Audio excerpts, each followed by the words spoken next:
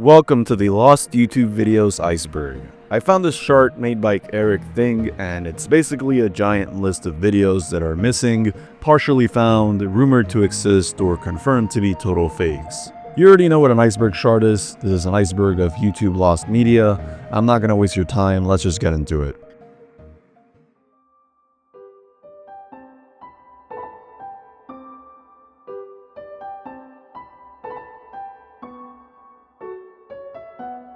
The Angry Video Game Nerd Who Framed Roger Rabbit Original Nerd Rant Ending. This one's a deep-cut Angry Video Game Nerd story from way back in 2006 when James Raff's channel was still going by the Angry Nintendo Nerd. Turns out his fourth ever episode was a review of the NES game Who Framed Roger Rabbit, and the original ending was supposed to be a completely improvised nerd rant.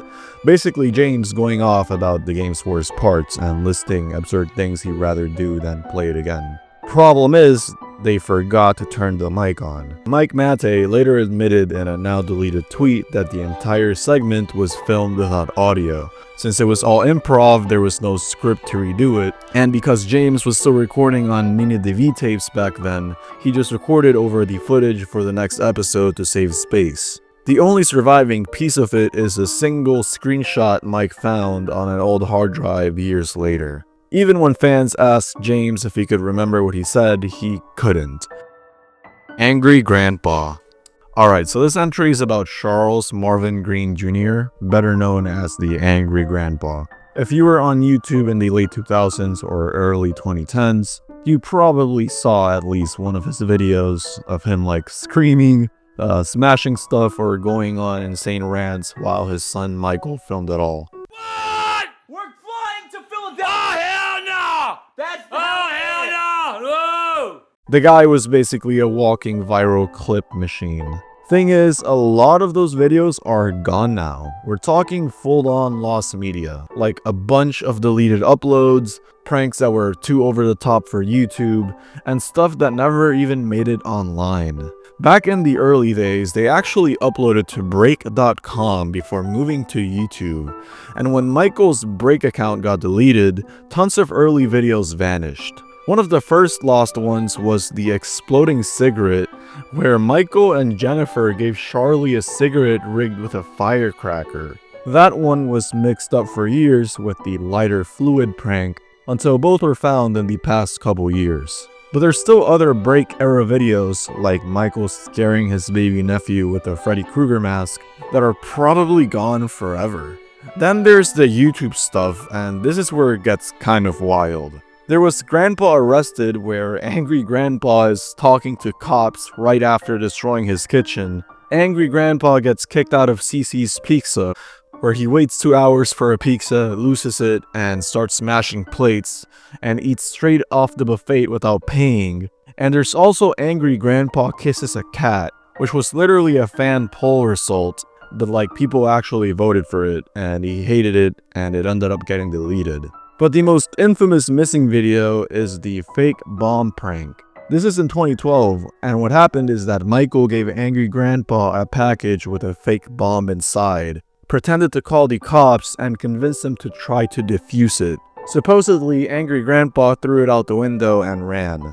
Michael claimed the FBI showed up hours later, which, yeah, some fans really doubt, and I also really doubt. And yeah, YouTube deleted it after a few days, and for years only the thumbnail survived, until Michael released 2 short clips years later. The full thing is still locked away, and Michael's teased releasing it, but so far it's still MIA.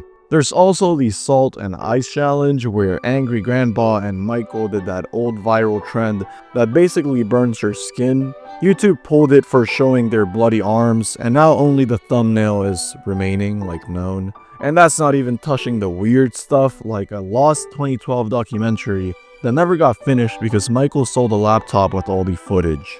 Some of these have been recovered by fans, others are still floating around on private hard drives, and some are almost definitely gone forever. But either way, Angry Grandpa's lost videos are like a whole separate legend within the YouTube lost media scene. Brand sends deleted videos. Alright, so you know CinemaSins, you know, the everything wrong with guys who nitpick movies and ding them for like literally every detail. Well, at one point they had a spin-off channel called Brand Sins, which did the same thing basically, but with companies and brands instead of films. It ran from 2014 to 2018, roasting everything from MTV to Twitter, and in 2016 they went after the skincare company Rodan Plus Fields, or Rodan and Fields, I don't know. The video was called Everything Wrong with Rodan and Fields, and from what we know, it followed the same sarcastic sin format. The thing is, it's completely gone. No archive, no re-uploads, not even a Wayback Machine capture. CinemaSins eventually distanced themselves from Brand Sins, even removing it from their official network list. So the odds of this one ever being re-uploaded are slim. Right now, the only thing left is the thumbnail, which is, very reminiscent of early CinemaSins. Critical early videos. You guys probably know Moist Critical as the monotone guy who, like, reviews weird products and, like, bad movies and bad games and covers sometimes interesting drama and sometimes very unemployed type drama. Well, you might be surprised to learn that his YouTube channel used to look completely different.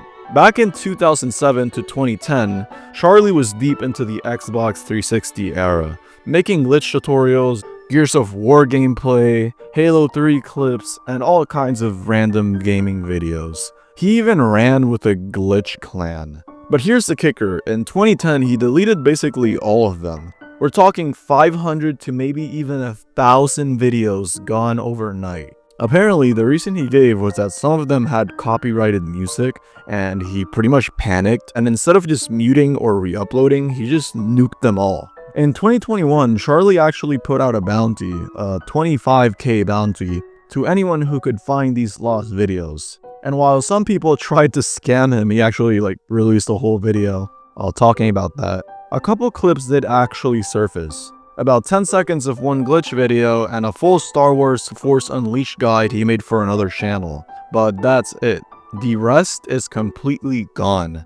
The PC he edited them on is long gone, Google doesn't have backups, and the Wayback Machine has nothing. Fans have dug up some titles, thumbnails, and descriptions, but no actual footage. So unless someone's been hoarding a secret stash of mid-2000s Halo gameplay on an ancient hard drive, these are probably lost forever, which is kind of tragic, I'm not gonna lie. Game Grumps' various content. Game Grumps has been around since 2012, starting with Aaron, Eagle Raptor, and Jontron, then later Dan.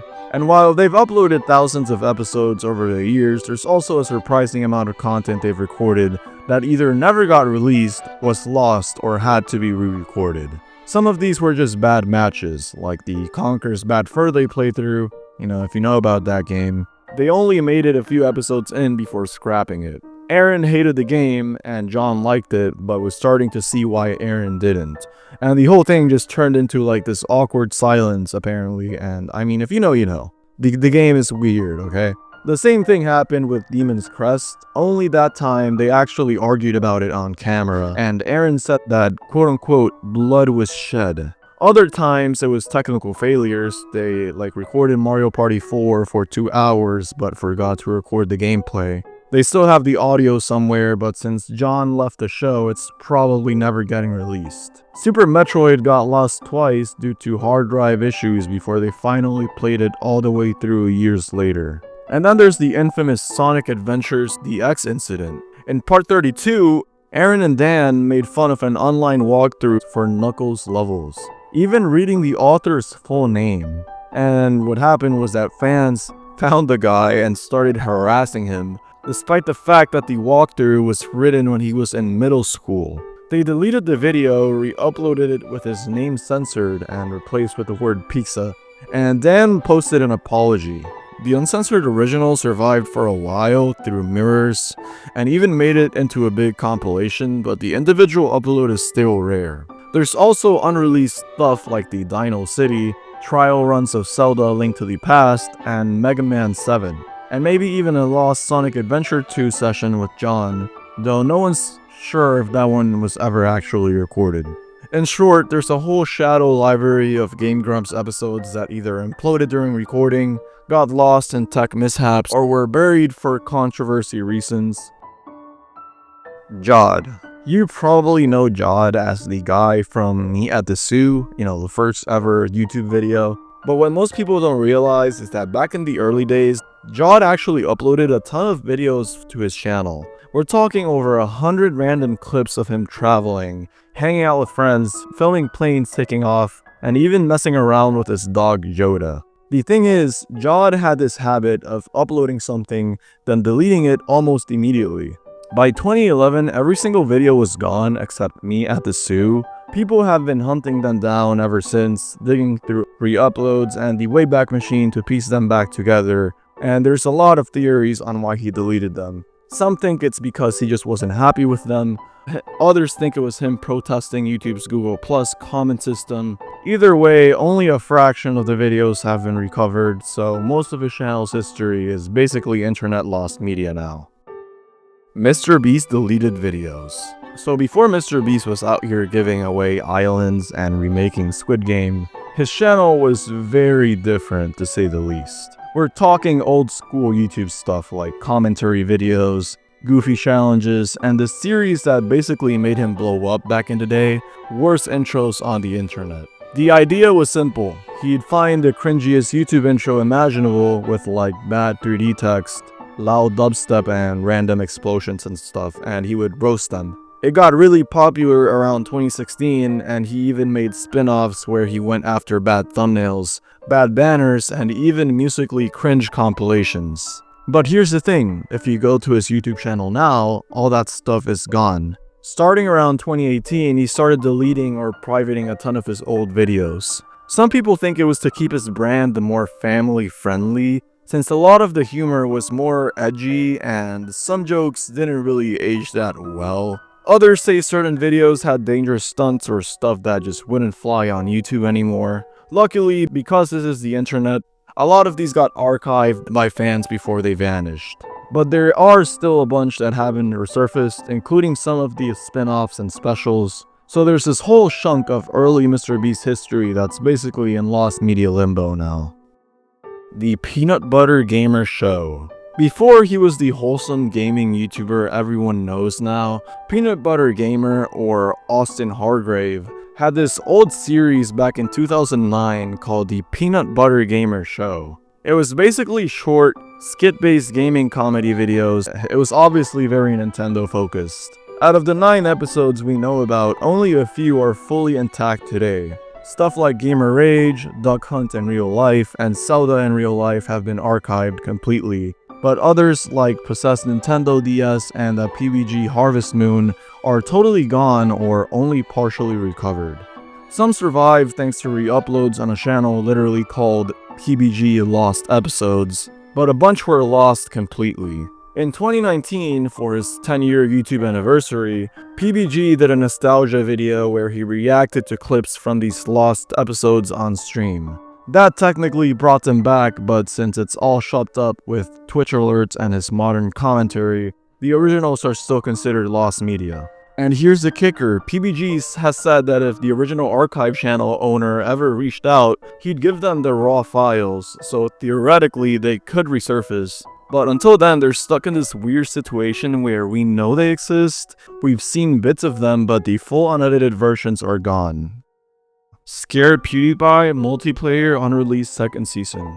So back in 2016, YouTube was still trying to push YouTube Red, basically their premium Netflix style service that didn't really take off. One of the flagship shows was Scare PewDiePie, where Felix, or PewDiePie, got thrown into these elaborate horror-themed escape room setups based on video games. It did well enough to get a second season, this time called Scare PewDiePie Multiplayer, and it was already filmed, edited, and ready to release in March of 2017. But then, it all got canned. This was during the big PewDiePie controversy over his anti-Semitic joke videos, which caused Disney and YouTube to cut ties with him. On February 15th, less than a month before the release date, YouTube straight up cancelled the whole thing. The season supposedly had a ton of big cameos. Jacksepticeye was like the main villain, Markiplier and Ethan Klein were set to appear, plus names like Captain Sparkles, Anthony Padilla, and Luzu Games. But none of it ever came out.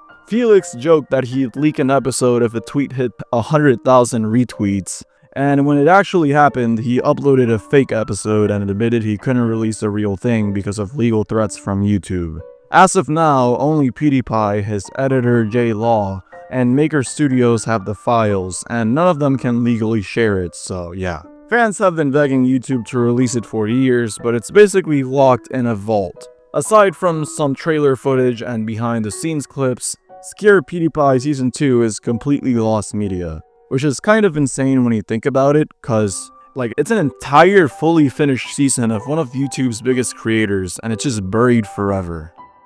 Some ordinary gamers haunted gaming. Okay, you probably know Mudahar, whether because he's an OG of this YouTube thing or because of recent controversy. Before Mudahar was covering internet drama and tech scandals, his channel Some Ordinary Gamers was mostly about creepypastas. His main series, Haunted Gaming, ran from 2012 to 2017 and featured him reading and analyzing creepy video game stories like Pokemon Creepy Black or Squidward's Suicide. For years, this was the series people associated with him. But in August of 2017, Mudahar decided to wipe almost all of them. Between burnout, harassment from creepypasta authors, and even false copyright strikes, he announced he was starting over and moved what he could to a side channel called Some Ordinary Archives. Over 200 episodes made the jump, but many never actually got re-uploaded. That's where fans came in. Channels like Dawn of SCP and Skello Devil 601 tried archiving what they could from the Wayback Machine or old downloads. Skello Devil even recreated some episodes from scratch in the original style, which confused people into thinking they were genuine uploads. In 2023, Skello Devil nuked all his haunted gaming uploads, but others have preserved them on the Internet Archive. Thanks to random finds from fans, a few lost ones actually keep trickling back online, like 9 rediscovered in September 2023 and another in 2024. But there's still a long list of haunted gaming episodes that remain completely lost, so yeah, pretty interesting stuff. Super Mario 64 Big Star Secret. Alright, this is my third time covering this in my YouTube channel.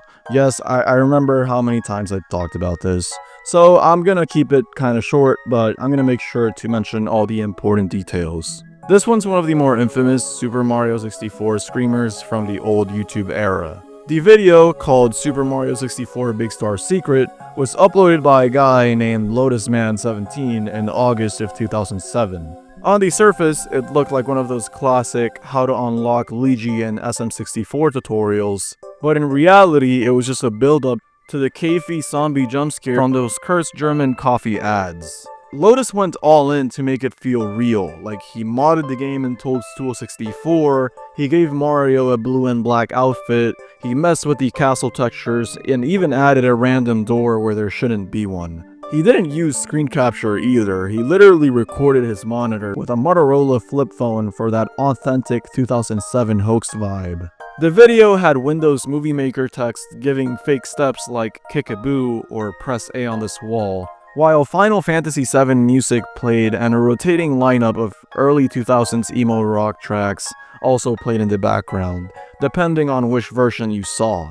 It blew up, hitting over 700k views before Lotus deleted it around 2012, supposedly because of the insane hate and even death threats he got from people mad about the screamer. For years, the only evidence was a couple of low-quality reaction videos. Then, in 2024 and 2025, parts of it actually finally resurfaced, including the last 40 seconds and the first 47 seconds found on an old XP computer with a corrupted cache. But the rest, over 4 minutes of it, is still missing, so yeah, hopefully it's fully found one day. Super Mario Logan unreleased and scrapped videos. Super Mario Logan, or SML, as I'm gonna call him, is one of those YouTube channels where the lost media pile just keeps growing. Over the years, Logan has scrapped a surprising number of videos, sometimes because of demonetization, sometimes because the joke felt too much, or sometimes for reasons he's never fully explained. A lot of these were even filmed and partially edited before getting shelved. Some of the more talked about lost episodes include Chef Pee-Pee Goes to New York, where Chef Pee-Pee sneaks off to New York City to escape Bowser and Jr., Bowser Jr.'s Puppy, which is about a talking dog that annoys everyone, the R-worded robbery, where Black Joshi robs a gas station with Tony the Tiger, okay, and Jeffy's Superpowers, where Jeffy becomes Pooperman and was supposed to stop a train, a scene Logan, I guess never felt looked right. Truly the greatest director of our century. Then there's Bowser Jr.'s Game Night 8 and Goodman's House, which reportedly had so much profanity that Logan didn't think he could even censor them for YouTube. On top of that, there are also deleted or altered scenes from released videos, like a Bowser Jr.'s 10th birthday scene where Jr. blowtorches SpongeBob's face, which Logan cut out of respect after Steven Hillenburg's passing, and a swearing-heavy Life of Brooklyn cut that never saw the light of day. While some clips have resurfaced through behind-the-scenes uploads, Instagram posts, and leaks from fans who downloaded them before deletion, most of these episodes are completely gone in their original form.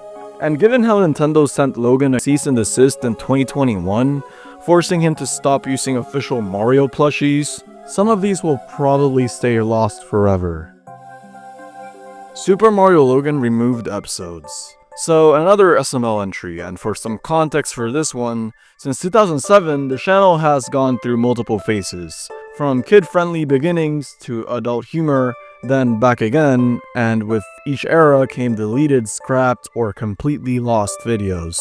Some removals were due to YouTube nuking them for terms of service violations, especially during the 2019 purge where around 60 SML videos vanished overnight. Others were deleted by Logan himself, sometimes because they had copyrighted music, sometimes because they pushed the humor too far, like I said before, and sometimes for reasons he never explained.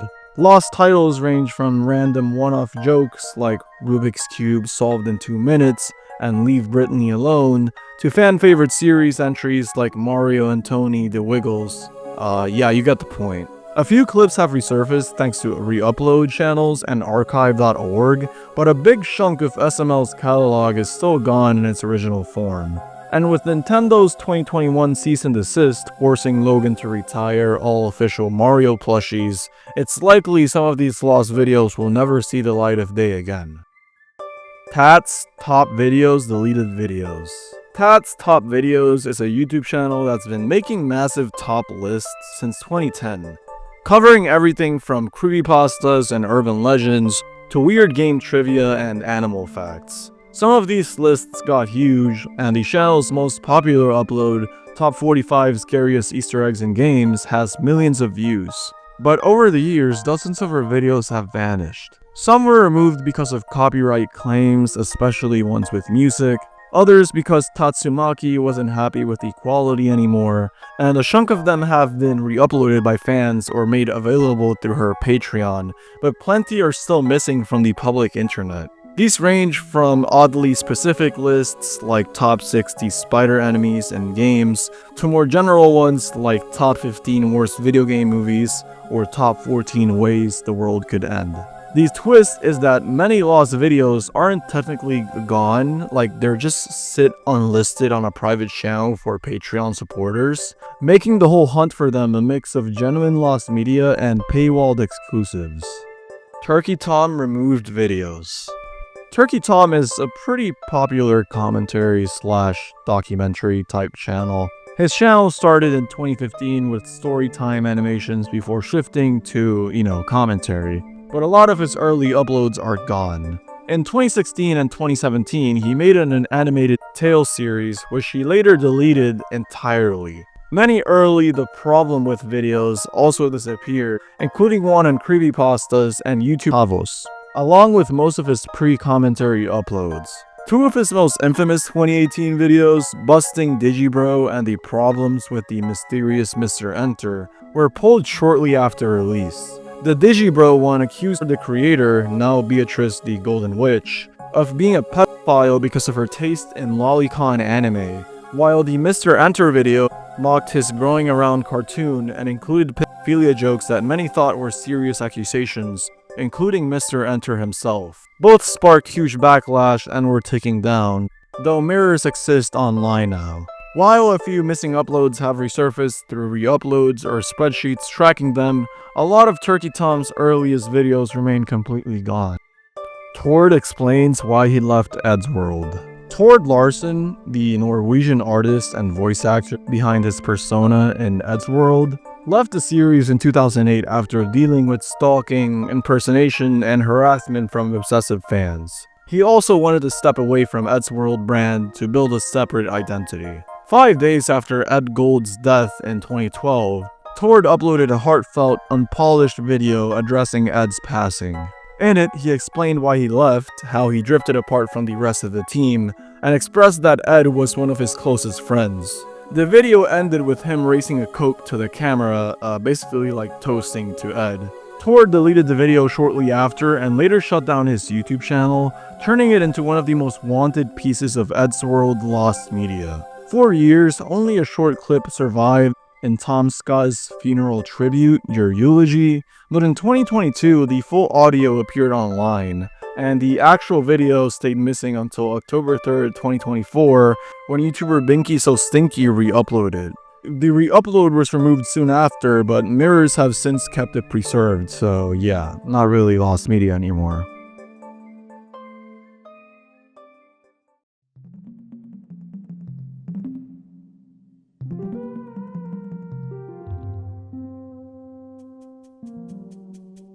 Angry Joe plays Mario Kart 8. Jose Antonio Vargas, better known as Angry Joe, is a YouTuber famous for his long, brutally honest video game reviews and his pretty over-the-top personality. He's been covering games for years on the Angry Joe Show, often getting millions of views per video. In December 2014, while making his yearly top 10 best games list, Joe mentioned that the Wii U had some surprisingly great titles that year, and joked about maybe buying one. Not long after, fans surprised him by actually sending a Wii U a pile of accessories, and several games including Mario Kart 8. Excited, Joe decided to stream Mario Kart 8 with friends, and the stream ran as planned, and he intended to upload the full recording to YouTube afterward, so more people could watch it. But when he tried, Nintendo immediately slapped it with a copyright claim. Yeah. Annoyed, Joe simply pulled the upload rather than fight it. Since then, the footage has never resurfaced, unless a viewer happened to record it live back in 2014. That Mario Kart stream is considered lost, a small but curious piece of Angry Joe history that now only lives in brief mentions from Joe himself. Shadtronic unreleased and deleted videos. If you know Shadtronic today, you probably know him for goofy reaction videos, toy hunts, and retro game talk. But before he became the internet nostalgia guy, his channel was a mix of let's plays, VR tech reviews, and random experiments that now feel like a completely different era of YouTube. From late 2013 to mid 2015, Shad uploaded a ton of content that's now gone, either deleted, privated, or left to rot in unlisted limbo. We're talking Minecraft hardcore series runs, early Time Splitters 2 Let's Plays, Just Cause 2 multiplayer chaos, and even some early Oculus Rift impressions, back when VR was still kind of a novelty. Some of these videos were removed as she shifted his branding, while others disappeared without explanation. Most of the footage is considered lost, with only a few muted clips surviving in outros of other videos or in fan archives. There's always that slim chance some of these might get re-uploaded for the hardcore fans. But for now, they're stuck in the shadowy graveyard of early Shadtronic content. Shadtronic Games deleted videos. Alright, so obviously most people know Shadtronic for his main YouTube channel, you know, the one that I just talked about. But in early 2015, Shad launched a second channel called Shadtronic Games as a space for content that didn't quite fit the main channel, like Pokemon card unboxings and Let's Plays. It was basically his anything goes side project, and for a short time, it became home to full gaming series. The problem? Well, a huge portion of those videos are now gone. Between February and March 2015, Shad uploaded full playthroughs of games like Sonic Adventure 2 Battle, Paper Mario 3D Land, Mario Party 10, Kirby and the Rainbow Curse, and Super Mario Galaxy. These weren't just random one-off videos either, they were multi-part series. Over time, most of them were either deleted or set to private, leaving only a handful still viewable. A few survivors exist in the wild, like the Sonic Ball video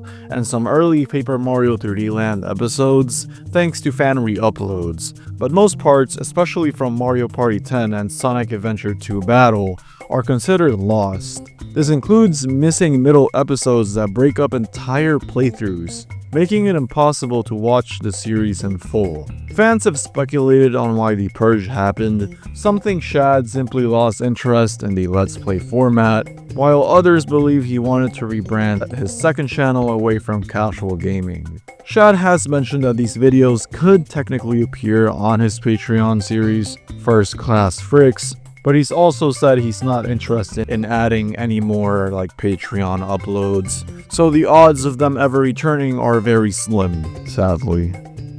Capitol Hill Gangsta. Before he became one of the most subscribed creators on YouTube with =3, Ray William Johnson actually ran a short-lived political comedy series called Capitol Hill Gangsta. It launched in 2008 and had a similar vibe to The Daily Show or The Colbert Report. But with Ray's early, raw, college-era style, it was less polished, it was more ranty, and a lot edgier than his later viral content. In each episode, Ray would tackle US politics and foreign policy in a sarcastic vlog format, often making over the top or deliberately provocative titles like "John McCain may have herpes" or "Do feminists hate my penis?" The humor was intentionally absurd, but it stood out as a completely different side of Ray before he leaned fully into pop culture commentary. When Ray shifted gears in 2009 to focus on =3, Capitol Hill Gangsta was abandoned. Many episodes stayed up for years until YouTube policy changes and Ray's own takedown efforts wiped almost all of them from the platform. Even uploads to archive.org were eventually removed. Today, the series is considered partially found, with only a handful of episodes resurfacing on Google Drive thanks to dedicated archivists. For fans, these surviving videos are a rare glimpse at Ray's early career before his mainstream success, kinda making Capitol Hill Gangsta a low-key fascinating but mostly lost chapter of YouTube history. Minecraft Castle. When Minecraft first went public on May 17, 2009, it didn't take long for people to start showing off their builds. In fact, within an hour of Notch announcing the alpha release on the TIG source forums, a user named Evilville uploaded the very first fan-made Minecraft YouTube video ever. It was called Minecraft Castle, and as the name suggests, it showed off his multi-floor fortress. The thing is, that video disappeared in 2011 and no re-uploads have ever resurfaced. The video wasn't just early Minecraft either, it was recorded in version 0.0.9a, a build that's now completely lost. Only a handful of people ever had it, and Evilville's clip is believed to be the only video proof it existed. The castle itself had cobblestone foundations, wooden upper floors, and even a bridge, though Evilville remembered it more as a large stone shed. Either way, this was ground zero for Minecraft's YouTube era. A fan upload that accidentally started a content trend worth over 1 trillion views today, basically. People have been hunting for it for years. Groups like Omni Archive, dedicated to digging up lost Minecraft versions, have uncovered old screenshots, forum posts, and even the exact minute Evilville posted the link. But the video itself, it's still missing. With over 65k views before it was deleted, there's hope someone somewhere might still have it saved on an old hard drive. Until then, Minecraft Castle remains the holy grail of lost Minecraft videos. The Nun jump scare ads. If you were on YouTube in 2018, you might remember the wave of horror movie ads that tried to fake you out before screaming in your face. The Nun, a spin-off of The Conjuring 2, is probably the most infamous example. Warner Bros. Didn't just drop normal trailers, they made ads disguised as random tech glitches. One ad even showed the iPhone or Mac OS volume icon going down, and then they would jump scare you with Valak the Demon. He would pop up with a scream. And this volume icon ad became a whole internet moment. People were warning each other on Twitter not to watch YouTube if they hated jump scares, and the tweet blew up with over 137k retweets. Eventually, YouTube stepped in, saying it broke their shocking content rules and pulled it. Warner Bros. Leaned into the drama, releasing new ads bragging about the originals being too scary for YouTube. So here's where the lost media part comes in. Apparently, there were at least 5 other ads like it. Some of these were sneaky, like a fake buffering screen, a 5-second silence before a scream, and the spinning beach ball of death, like on Max. And even a creepy hallway scene with a bell toll before Valak shows up. There were also versions for Instagram and Snapchat, like one where you get a fake incoming call from an unknown number before the jump scare. The volume icon one is still around, and a few others like the beach ball ad and the phone call version have resurfaced, but the rest are still missing. Every so often, people in the Lost Media wiki forums claim to have leads, like someone spotting the hallway ad in a TikTok video, but nothing solid has turned up yet, so yeah. Phil is not on fire 5. If you were on YouTube in the early 2010s, you probably remember Phil Not on Fire. That yearly tradition where Amazing Phil, or Phil Lester, and Danny is Not on Fire, or Dan Owl, drew cat whiskers on their faces and answered fan questions in the most chaotic way possible. The 5th one, uploaded in November of 2013, is one of the most popular in the series, but here's the thing. The version we all know isn't actually the first take. In the amazing book It's Not on Fire, and later in a YouTube short, Phil revealed they actually filmed Phil Is Not on Fire 5 twice. What happened is he had just gotten a new camera lens, and the entire first recording came out completely out of focus. They ended up scrapping every question, picking a whole new set, and refilming the whole thing. Sadly, Phil said he deleted the original footage entirely, so we'll never get to see that alternate version. This makes it one of those pieces of YouTube lost media that isn't gone because of some mysterious hack or copyright strike. It's just gone because the creators decided it wasn't worth keeping. Rooster Teeth deleted video. Rooster Teeth has been a huge name in online entertainment since the early 2000s, but in 2020, a lot of their old content started quietly disappearing from YouTube and their own site. Officially, Rooster Teeth said they were removing stuff they no longer felt comfortable hosting, after taking an honest look at nearly 2 decades of videos. Unofficially, a lot of fans noticed the purge lined up with some ugly behind-the-scenes scandals, including sexual misconduct allegations against members like Adam Kovish and Ryan Haywood. It wasn't just a few videos either. Full series, podcast episodes, and old gameplay sessions vanished. Some because of those scandals, others because they just aged badly or had content Rooster Teeth didn't want to be associated with anymore. Even older stuff like the classic Inside Gaming Machinima era uploads got pulled. While some fans managed to re-upload or archive bits of it, a lot of it is just gone. Things got even more intense in 2023 when Warner Bros. Discovery announced they'd be shutting Rooster Teeth down completely. That pushed fans to start mass archiving everything in case the company's YouTube channel or website got nuked like Machinima did. And yeah, the result is that Rooster Teeth's lost media now exists in this weird half state, with part of it being saved on fan archives like archiveofpimps.com, but the rest is probably gone forever. Scott the Woz launch titles re-upload. Scott the Woz, or Scott Wozniak, is a YouTuber best known for his fast-paced comedy videos about video games, mixing skits with actual reviews and history lessons. What I'm pretty sure this entry is referring to is that in February of 2018, he uploaded an episode called Launch Titles, where he talked about the games that released alongside various consoles. True to Scott fashion, the video starts with a completely absurd skit about an event called the birth of I have been ordered to issue an apology by the court of law. In no instant should childbirth be linked to illegal gambling, and if there's one thing that makes childbirth a drag, it's illegal gambling. It's about as unhinged as it sounds, and he immediately gets hit with a fake restraining order, forcing him to do his community service, talking about console launch games.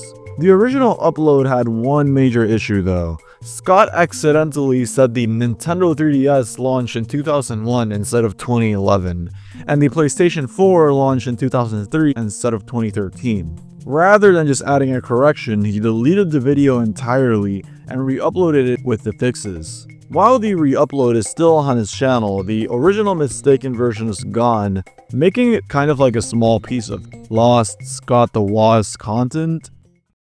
The Person from Earth. The Person from Earth was a YouTube channel that popped up in 2009 and quietly vanished in 2013 without explanation. The videos were all made using Celestia, a space simulation program that lets you explore a 3D version of the universe, and most were narrated with an AI text-to-speech voice. The channel had at least 14 known uploads, with titles like Small Tour of Our Universe and The Size of the Universe series, but only 3 videos have been recovered in full.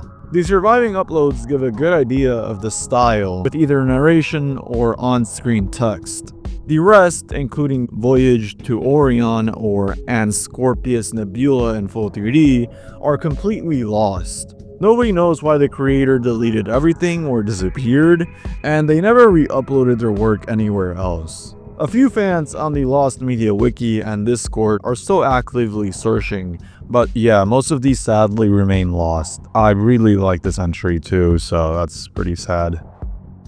TMMC Films. TMMC Films was the channel for the magic of movie creation, a Danish indie film and animation group founded in 2011. They made short films, weird animated skits, and a pretty raunchy adult cartoon series called Flutterfire. The channel went up in March 2012 and stuck around until June 2021, when the owner deleted it, taking almost everything. The group actually started with live-action shorts, including a horror short nicknamed Silent Hill that's now lost. But their biggest claim to fame was Flutterfire, which ran for 5 episodes and 2 shorts between late 2012 and early 2013. The humor was crude, the animation was pretty rough, and apparently people liked it a lot. The series racked up around 330,000 views before it vanished. Only scraps of their work have resurfaced, like a parody DreamWorks intro featuring Flutterfire, and a soundless version of their animated logo. Fans found these through some deep web sleuthing on Yandex in 2023, but I think the rest is just pretty much gone. The Video Game Ref. The Video Game Ref was basically Shadtronic before Shadtronic existed. Back in 2013, Shad Brunsvold made this short-lived Let's Play channel where he acted like a referee for video games, complete with a custom theme song by Michael Betts. While Shad later brushed it off in a Patreon Q&A, saying it only had 2 or 3 terrible NES Let's Plays, digging through archives shows there were at least 13 uploads, covering NES games and even an early Minecraft hardcore series. Most of it is now lost, with only a few clips surviving, mainly because some of those Minecraft videos were re-uploaded to his later channels.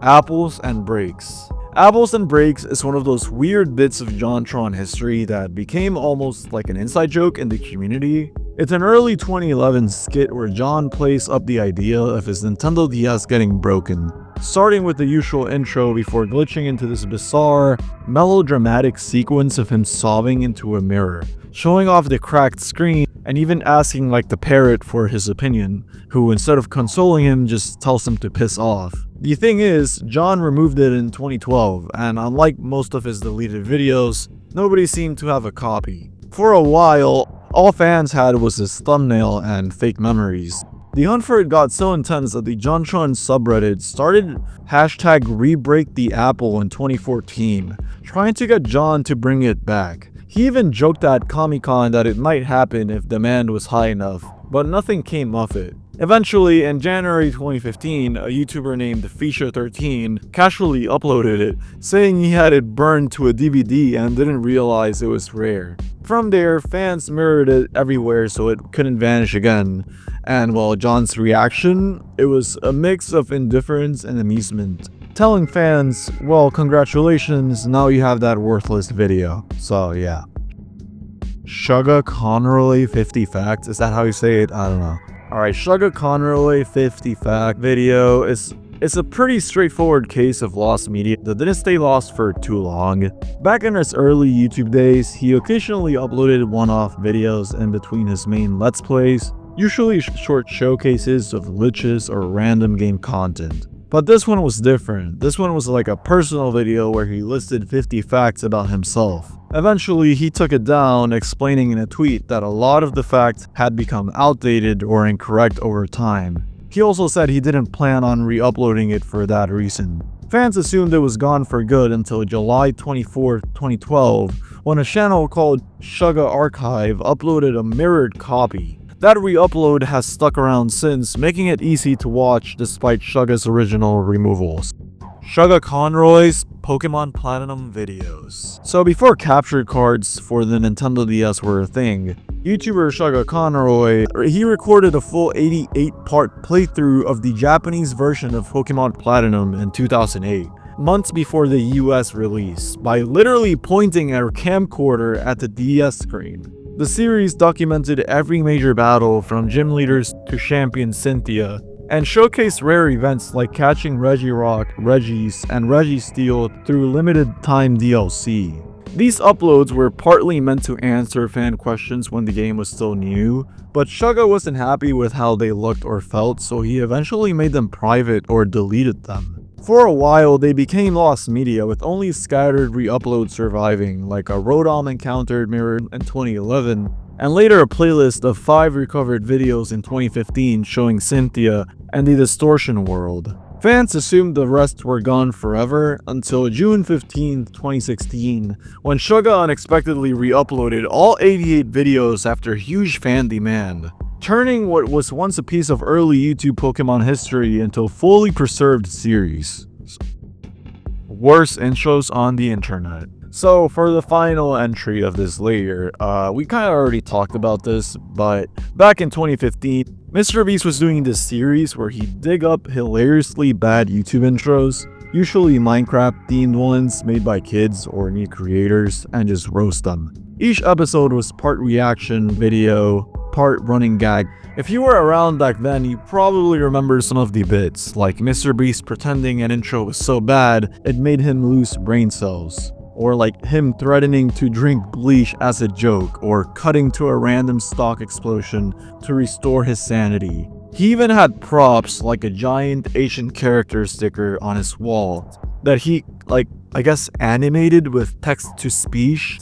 Sometimes he'd pretend to lie in the middle of the road to cope with how bad an intro was, or do a parent walking in skit where he'd act like he was disowning the viewer for watching it. There was also a weird fan interaction element, cause like early on he'd tell people to gel MrBeast in public and send in the footage so he could feature it. And I mean, apparently some parents didn't love their kids screaming in the street, so he toned it down and told fans to only do it in appropriate crowded places. The series lasted until 2018 and ended up with over 70 episodes, but eventually all of them were set to private. Most people assume it's because the humor was way edgier than the squeaky clean, family-friendly MrBeast we know now. Luckily, a torrent exists that had all the episodes, mostly in 720p, but yeah, it's complete with thumbnails and descriptions, so it's not totally lost to time.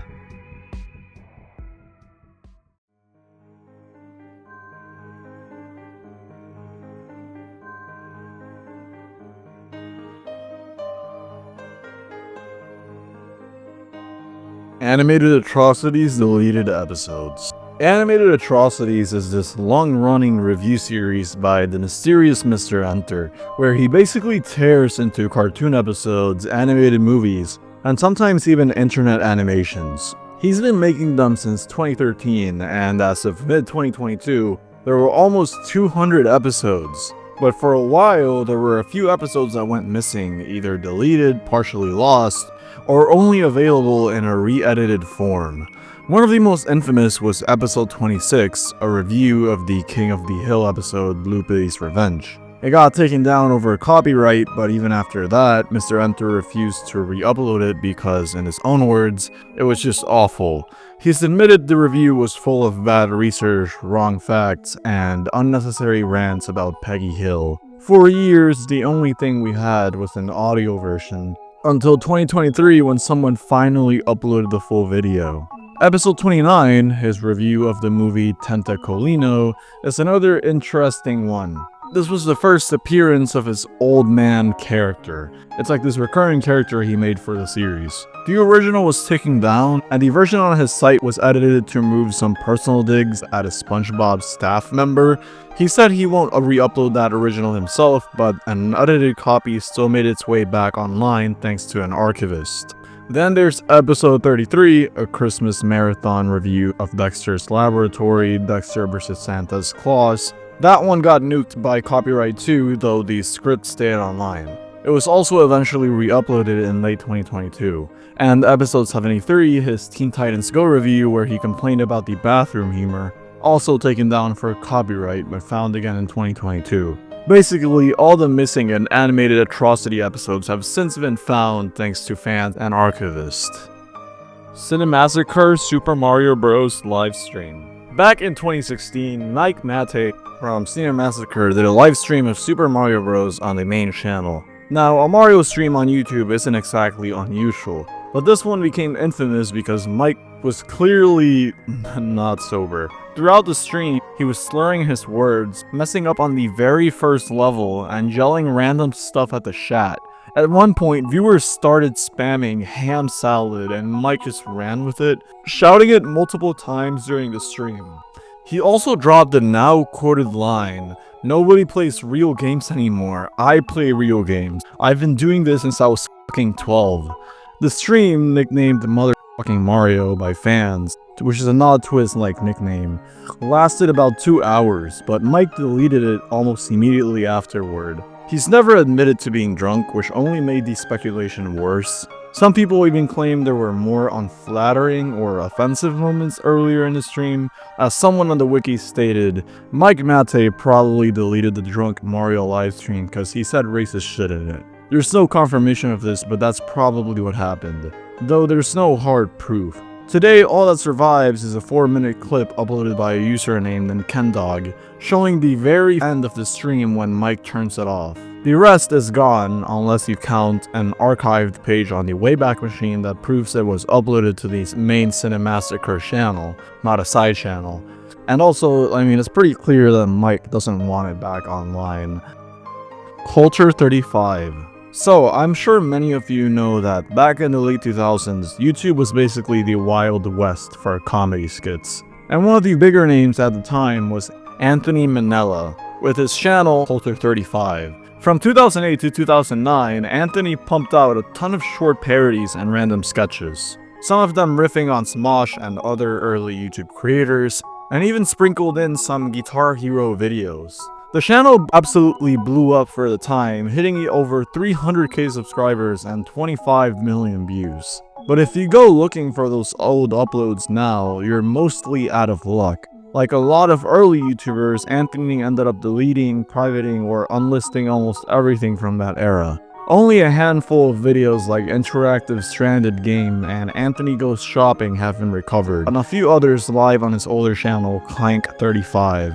The real heartbreak for fans is the stuff that's still missing, like the Pablo Sanchez series, early skits such as Food Battle Parody or the Magical Talking Guitar, and a bunch of bizarre one-offs with names like Those Dang Robbers and Smosh Not #1 No Subscribed. You get the point. Some of these only survived in tiny pieces thanks to bloopers on Vimeo or clips Anthony himself showed in his reacting to old video series years later. We at least know these videos existed thanks to old YouTube datasets and archived info, but it's anyone's guess if they'll ever see the light of day again.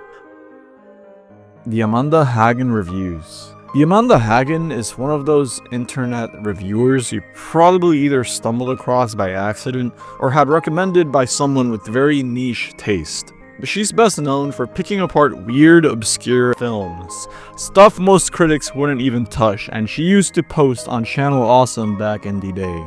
From around 2009 to 2016, she built up a pretty big library of reviews, including a bunch of super NSFW ones, until the combination of YouTube copyright strikes and Blip TV shutting down, and her own site HagenTube going offline caused a ton of them to disappear. Right now, a lot of these old videos are either completely gone or locked behind privated uploads on her channel. Some are struck for copyright, like her From Beyond and Next Doctor reviews, and others for being too graphic because, well, some of the movies she covered are pretty damn disturbing. We're talking stuff like the Vomit Gore trilogy and August Underground's Mortem. She's confirmed she still has copies of the missing episodes, but says she doesn't really have a safe place to host them online without getting in trouble. The good news is that a bunch of her reviews have been re-uploaded to the Internet Archive, and some can even be found through her Patreon if you dig enough.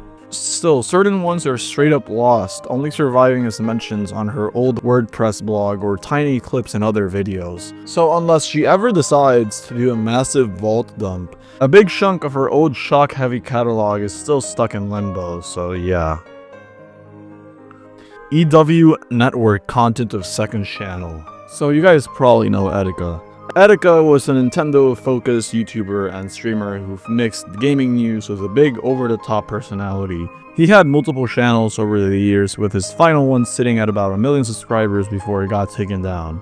In a live stream on July 10th, 2017, someone donated to him with a link to a channel that had been archiving his old videos. At first, it sounded fine until Etika realized it might be a different channel they were talking about. He explained there was this quote-unquote second channel he ran in between his very first one, TR1 Iceman, and his more popular one. It was from his college days, and apparently it had a much darker tone than his usual content.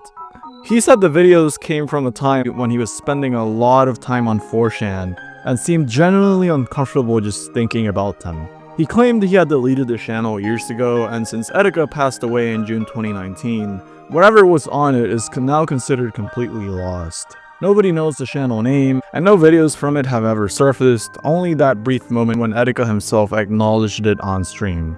So yeah, this is one of the most interesting entries. KidsTube. KidsTube was basically a YouTube clone made specifically for kids, but with heavy moderation to keep things quote-unquote clean. It launched in March 2008 and ran until 2014. Created by Barry J. Crocker after he couldn't find a safe video site for his son. The whole point was to avoid the kind of negativity you'd find on most sites and give kids a place to make and share videos without dealing with trolls. Every single upload had to be checked by staff before it went live, so nothing really slipped through. The site actually got a bit of attention back in the day. Some articles even called it the anti-4chan. They did weekly themed contests, with staff picking the winners and sometimes giving out prizes. There's even an old commercial for the site that's still floating around on YouTube. Most of the videos vanished when the site shut down, though. In 2022, a YouTube channel called KidsTube Re-Upload started trying to track down and rehost whatever survived. There's also a small online community of former KidsTube users who are trying to reconnect and archive stuff. Still, the majority of the original content is considered lost. MadV deleted videos. MadV was one of the OG YouTubers back in 2006. Kind of a mix between a magician, an artist, and a motivator. He's most recognizable for wearing a Guy Fawkes mask in his videos, though his real face actually shows up briefly in one of them. For a while, he was even in YouTube's top 100 most subscribed channels. He started out posting magic tricks and optical illusions, with his anti-gravity playing card trick going semi-viral at the time. But his most famous stuff were his collaboration projects like One World, where he held up his hand with One World written on it and invited people to respond with their own messages written on their hands. It blew up, getting thousands of video responses, a record at the time, and eventually got turned into a big compilation called The Message. He even got press attention and a YouTube award nomination for it. The sad part is that most of the responses to his projects are lost. His account got hacked twice, wiping a ton of stats in the massive video response collections, and YouTube removing the video response feature in 2013 pretty much buried that era for good. Some fans made backup channels and saved a lot of his solution videos, but many collaborations like the Humans Project and One World HD are missing entirely.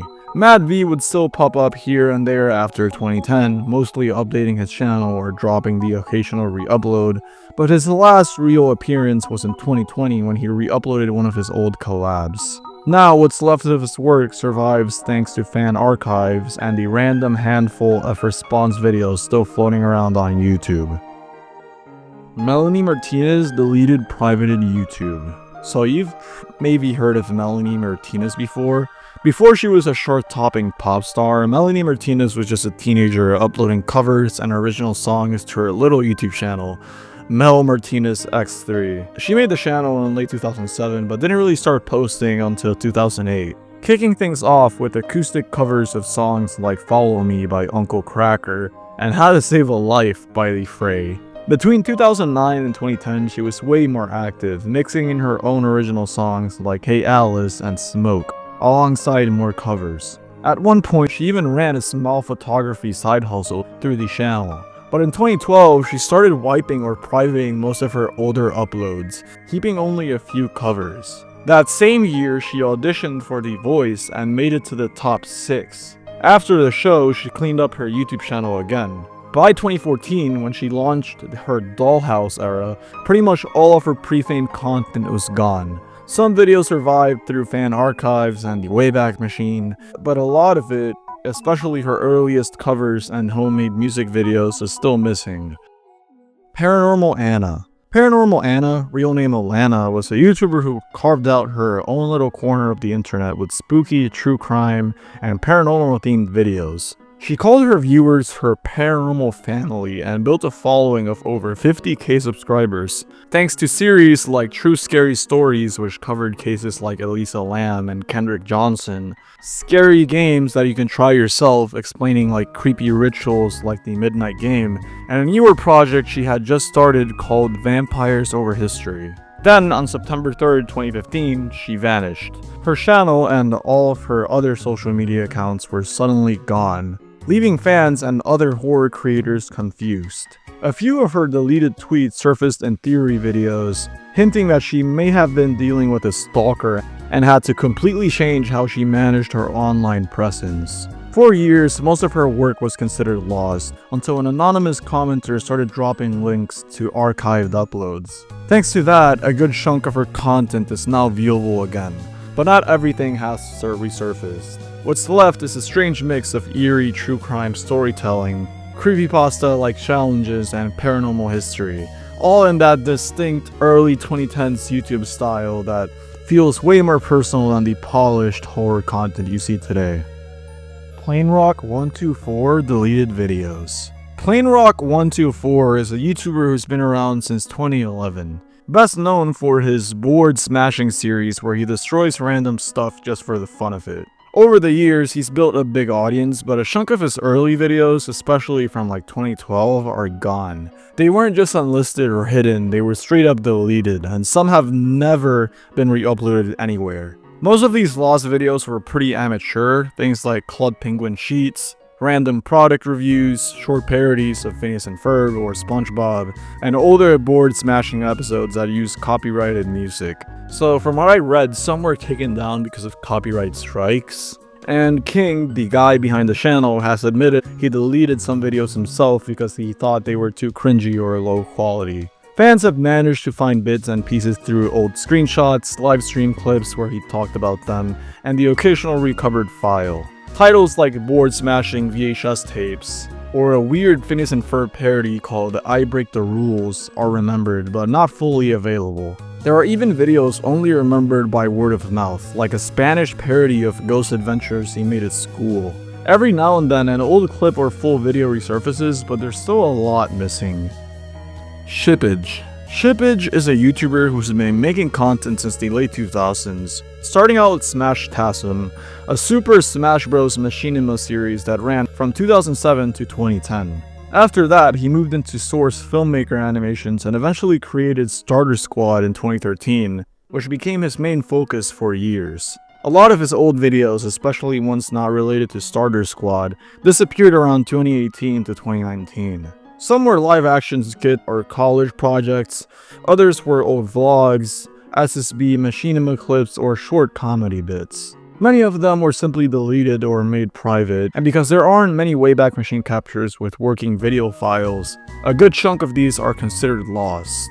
In 2022, a YouTuber named Blastoise the YTPer contacted Shippage directly over Discord about these missing uploads.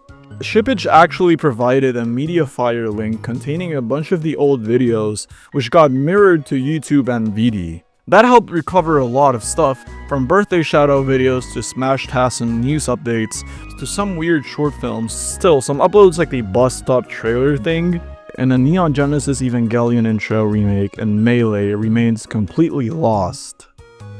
Tom Ska. Back in 2014, Tom Ska, the YouTuber behind ASDF Movie and countless comedy skits, got a sponsorship deal with Oreo. Sounds harmless enough, right?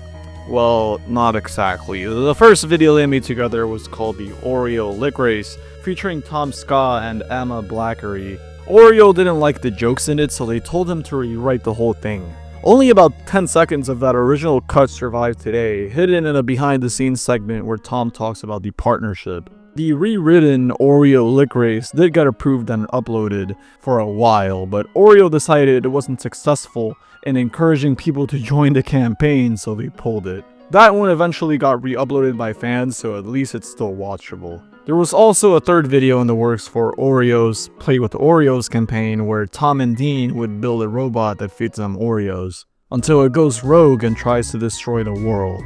It even had an Oreo-themed landmine gag, and yeah, Oreo shut the whole thing down mid-production after deciding it was too violent. The only surviving clips are from behind the scenes, showing a bit of the unfinished set and props before it all got canned. So in total, one video found, one partial, and one that never made it past scraps of BTS footage.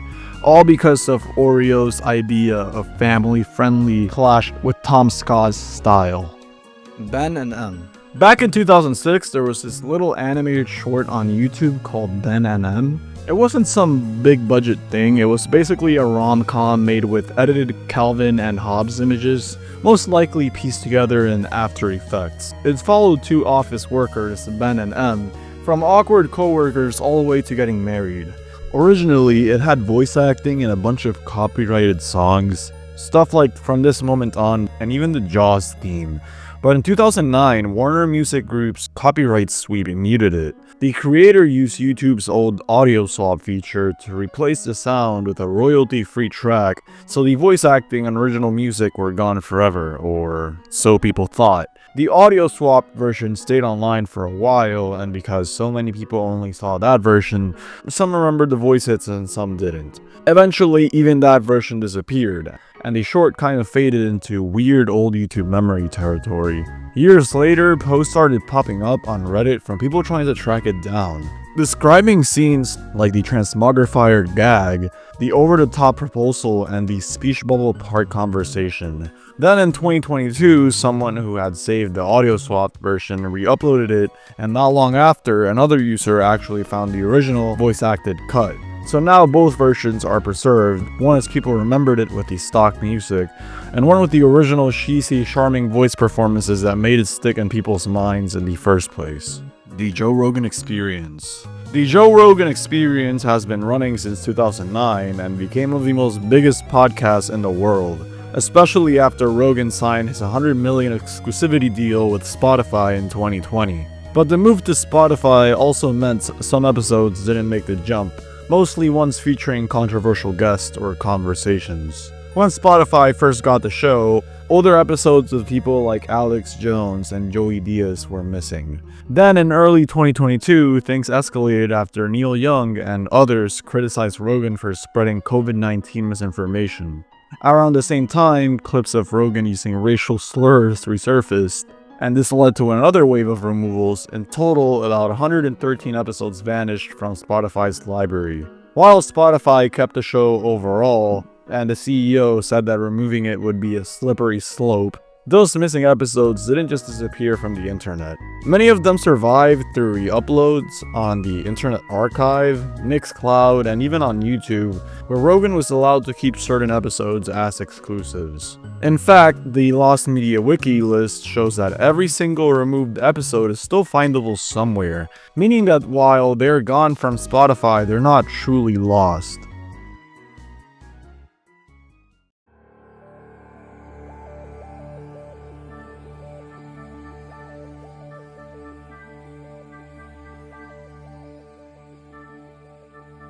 Ben of the Week, Zoom Hacking.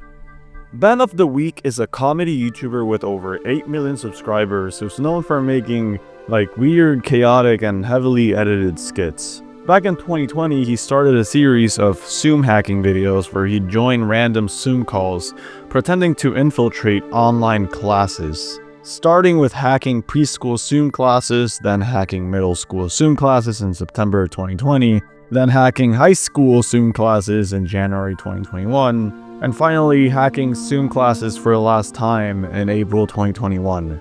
The thing is, despite the titles, Ben has said multiple times that he never actually hacked anything. In fact, in the descriptions of those videos and later in the comments, he clarified that people sent him meeting links and he just joined them for comedic purposes. Still, the titles sparked enough controversy that even CBS News covered the trend, lumping his videos in with real Zoom bombing incidents. Ben later addressed the backlash on his podcast I Almost Died, saying he wouldn't do any more Zoom videos, and a few months after that he deleted all of them entirely. Most of the videos were considered lost for a while, but on August 1st, 2024, a Lost Media Wiki user named Grigio Guy uploaded the middle school and high school videos to Mega, making them viewable again. The preschool video has also resurfaced, though the last time video still hasn't been re-uploaded in full. The only other glimpse of it are from old screenshots and the news coverage that originally reported it, so yeah. The Black Fist Part 5 Reloaded. The Black Fist was a short, so bad it's good YouTube action series made by a creator named Compent back in early 2016. Think over-the-top green screen effects, awkward animations, bad voice acting, and ridiculous editing. Basically leaning so hard into low quality that it loops back around to being funny. It was a loose parody of things like Kamen Rider and JoJo's Bizarre Adventure, and it got a bit of attention when Pyrocynical made a video poking fun at it and breaking down just how absurd it was. There were 5 episodes in total, but the 5th one, the Black Fist Part 5 Reloaded, got unlisted and privated by Compent on January 11th, 2018. He said it was because of its poor quality and offensive jokes, which included 9/11 references and racial slurs. And the only way people have seen it since is through reaction videos from other YouTubers who covered it before it vanished. On June 12, 2021, YouTuber Rank7YGo tried to bring the episode back by piecing together clips from those reaction videos. There's a censored version of this restoration on YouTube and an uncensored version archived on archive.org. It's not perfect, but some parts had to be re-edited or cut entirely to keep it from getting removed for violating YouTube's rules, but it's the closest thing to the original that still exists. Given how obscure the series is now, plus Compet's long-term inactivity and his embarrassment over the video, it's pretty unlikely that the unedited original will ever resurface. That said, the teaser for Part 5 is still up on his channel, so at least there's a little official trace left. Dark Viper AU speedruns. Dark Viper AU, real name Matthew Judge, is a popular Australian GTA 5 speedrunner and content creator. These days, he's mostly known for challenge runs and commentary, but he's been grinding GTA speedruns on Twitch and YouTube for years. What a lot of people don't realize is that there's a mountain of his old runs that are now completely lost. It's not just GTA either, he's dabbled in other games like Hades. According to his speedrun.com profile, he only ever had 3 recorded Hades runs, and as of April 2024, all 3 are gone. There's no surviving footage on his main or VOD channels, just some casual Hades streams he uploaded in 2023. The real rabbit hole is in his GTA history. He used to do any percent, 100%, and level runs, and even segmented categories. Dozens of them from 2015 to 2019. Some were wiped when Twitch VODs expired, others have broken speedrun.com link that just send you to YouTube's homepage, and a few might survive in his "This is how the speedrun ended" compilations, but those are edited and not really the full thing, so yeah. The losses range from early milestones like his first mission skip run in August 2015, to taxi category records, to an infamous 12-hour GTA 100% run that's gone without a trace. There are also partially lost runs like a 457.37 mission skip run where the first 18 minutes are missing, and a handful of segmented Trevor percent runs where only one part still exists. If you add it all up, it's probably over 100 hours of speedrunning content just vanished. Good Bad or Bad Bad? Good Bad or Bad Bad is a long-running YouTube movie review series hosted by Kyle Hinton and Brian, where they watch terrible movies and decide if they're good bad, like so bad it's fun, or just plain bad bad. They've been doing it since 2015 and have covered over 100 films, but like most YouTube review shows that use movie clips, copyright strikes have hit them pretty hard. At least 9 episodes have been taken down over the years, mostly for copyright claims from studios who didn't appreciate their movies being roasted. The most famous lost one is a review of Satan's Little Helper, which they confirmed on Facebook was gone for good.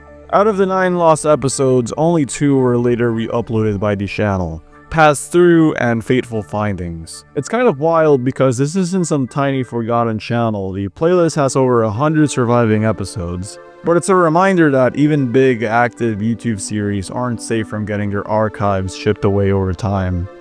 Lou Gueni.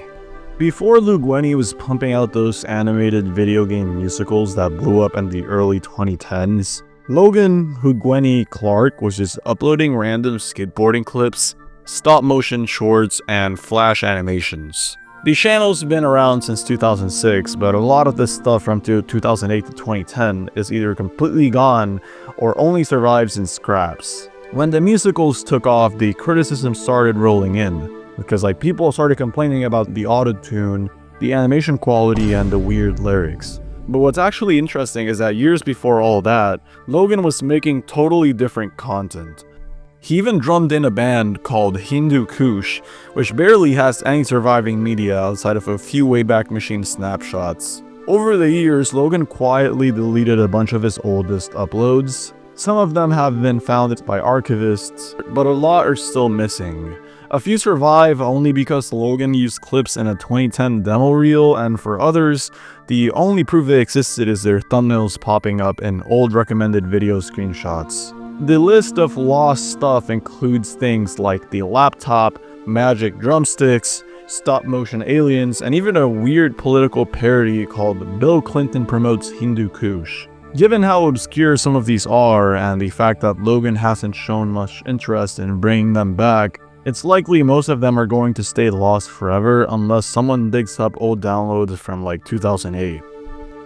Movie Unleashers. Movie Unleashers is this YouTube animator who's been around forever, best known for parody videos of stuff like Pokemon starters, Baldi's Basics, and FNAF. Over the years, a ton of their videos have either been deleted or set to private, so a lot of their early stuff is basically lost, unless you knew where to look. The channel started way back in 2008 with live-action skits and short films, then moved to stop-motion in 2011, and eventually digital animation in 2013. That's when things really picked up, especially after the first Baldi parody in 2018 blew up.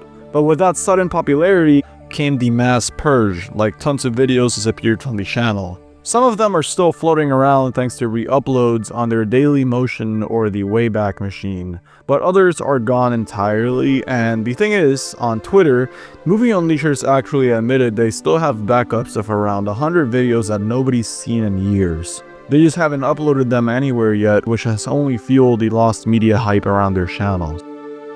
Super Gaming Bros. Super Gaming Bros, aka Some Call Me Johnny's second channel, has been around for ages, pumping out game reviews and let's plays. But if you've been following since the early days, you know there's a chunk of their old content that's just not there, it's gone. Some was deleted on purpose, some got nuked by accident, and some is just lost with no backup in sight. Back in 2010, Johnny uploaded some of his first let's plays here: Sonic Adventure 2 Battle, Metroid Fusion, and Super Metroid. These weren't super polished, it was just Johnny, his stepbrother Elliot, and sometimes friends playing through games. The only reason we even know what was in them is from later videos where they mention stuff like Elliot suffering through mad space or dying a ton in City Escape.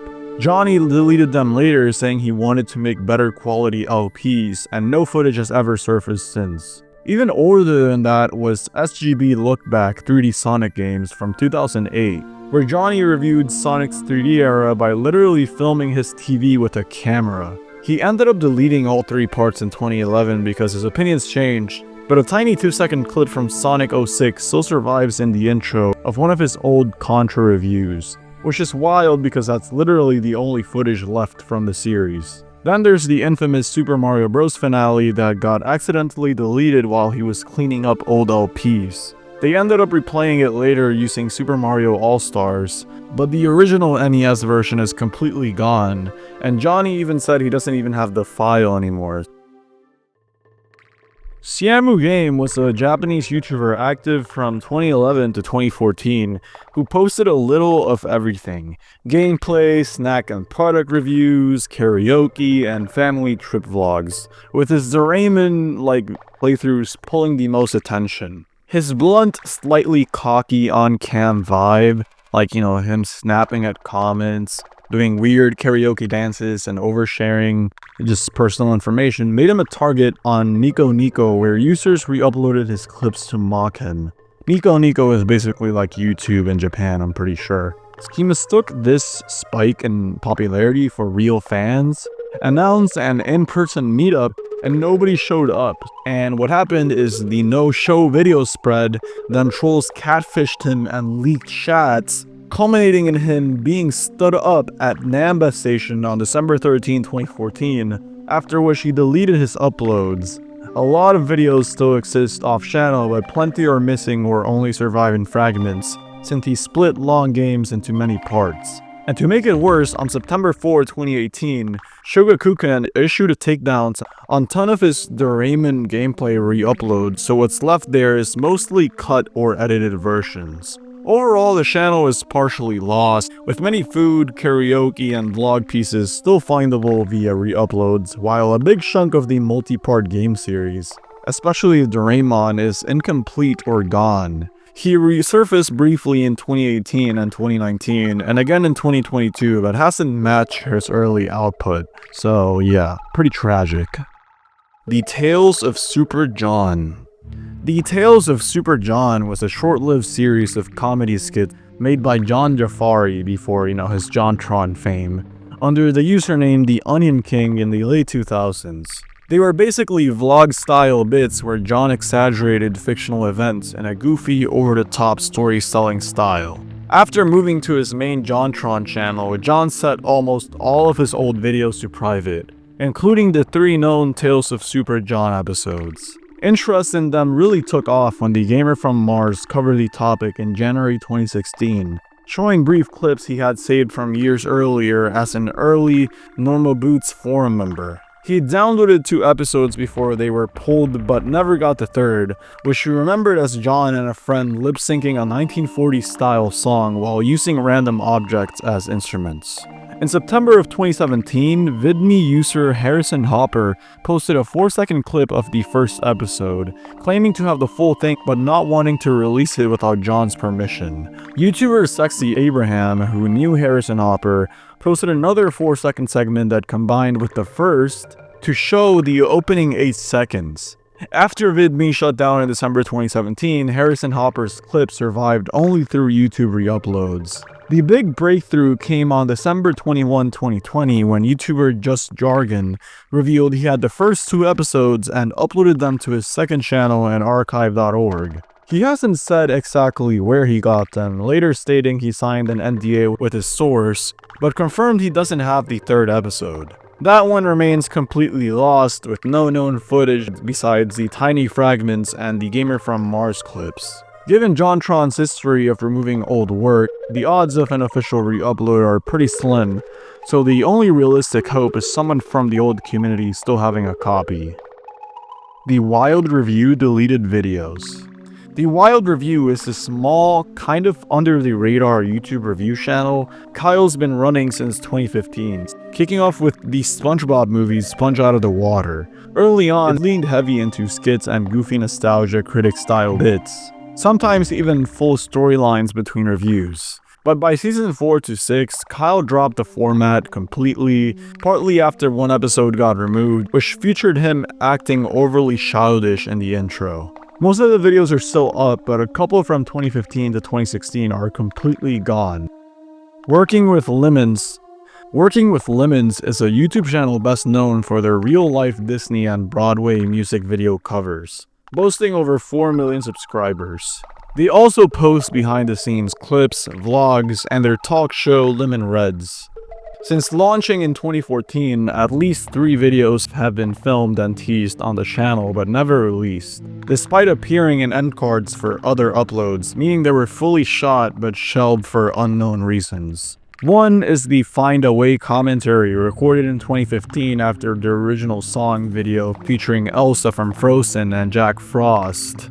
A behind-the-scenes Instagram post even hyped it as coming soon, but it's never surfaced. Another is the Anna and Christopher interview, shot the same year as part of their Frozen-themed interview series, with unused footage teased at the end of the Elsa Olaf interview. Finally, there's Frozen Spotted, a game video with multiple Frozen characters and channel members, also shown briefly in end cards. While some footage survives in teasers, these 3 videos remain partially lost. The Real Weekly News. The Real Weekly News was a YouTube channel active between 2008 and 2010 that focused on criticizing YouTube's platform changes while diving into political topics and conspiracy theories. The creator became known for accusing YouTube of deliberately censoring his work, sometimes presenting what he claimed was proof of it. Over the years, all of his main videos, more than 40 uploads, have been recovered and re-uploaded by viewers. Those include titles like Viacom Guilty, YouTube Exposed, and DMCA Reform. That said, a couple of unlisted videos mentioned in DMCA Reform still haven't surfaced, and some uploads were region locked to a handful of countries like the Netherlands and Estonia, meaning they may still technically exist on YouTube but remain inaccessible. While the channel is considered found overall, the mystery around those missing unlisted uploads keeps it lingering in lost media discussions.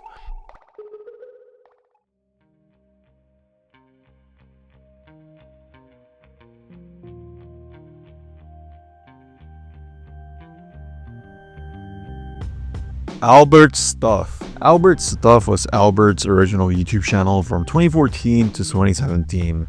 Known for chaotic Roblox gameplay, pretty edgy commentary, and the occasional off-topic vlog or Amigo video. In late 2017, he started his Flamingo channel and told fans Albert's Stuff would still get uploads, but after the video, loudest Roblox noises, painful, the channel went silent. Then in August 2020, he privated every single video, leaving the entire archive inaccessible except for whatever fans had saved.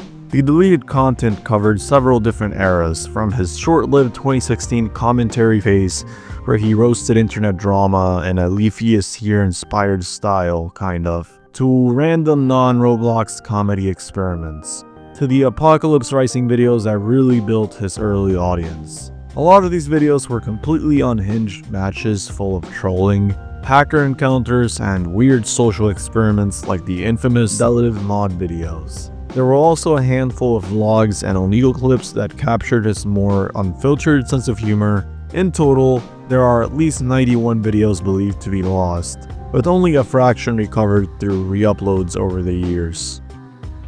CatTube Episode 1 Try Not to Blink. CatTube, later renamed Cat Funnies, was a small Brazilian indie web cartoon by João Pereira in 2017. It was a light-hearted animated series about 4 house cats, Dan, Chloe, Lou, and Sam, who would take on different viral internet challenges. The first episode, which came out on January 31, 2018, had them doing a try not to blink contest, each with their own goofy personalities shining through.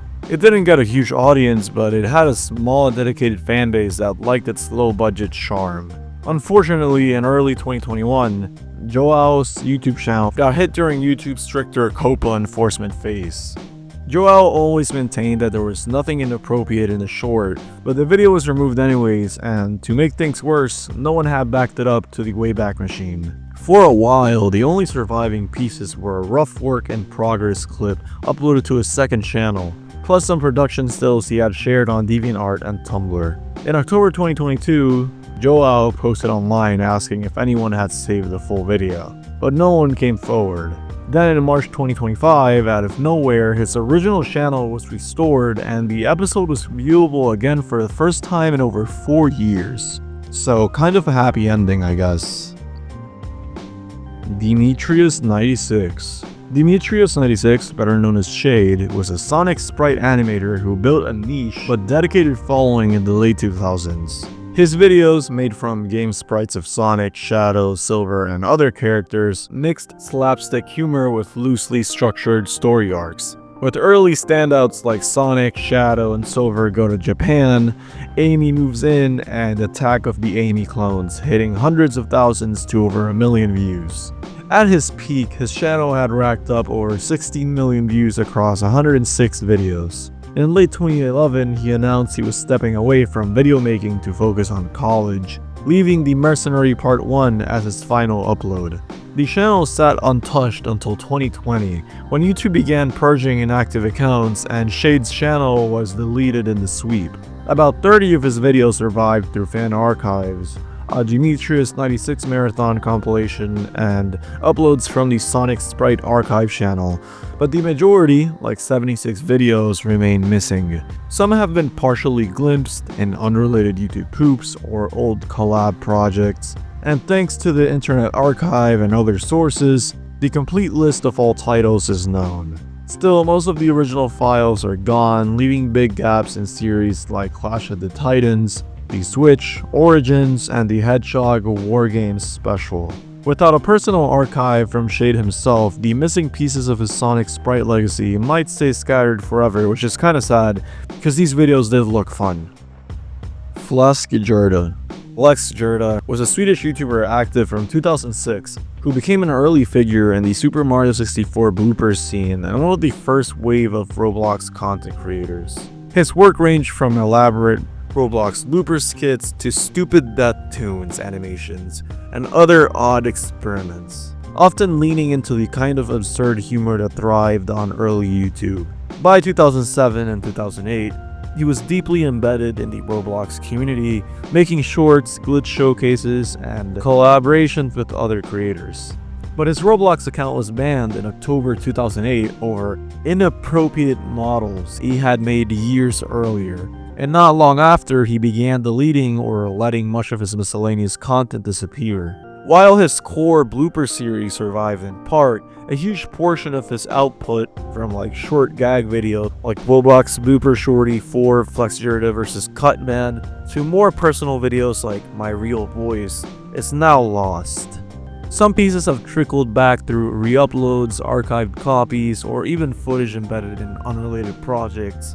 And as of now, the status of his catalog is mixed, with dozens of videos being partially found or recovered, but a long list remains missing entirely, and their only traces being old video IDs, thumbnails, and the occasional remembered description.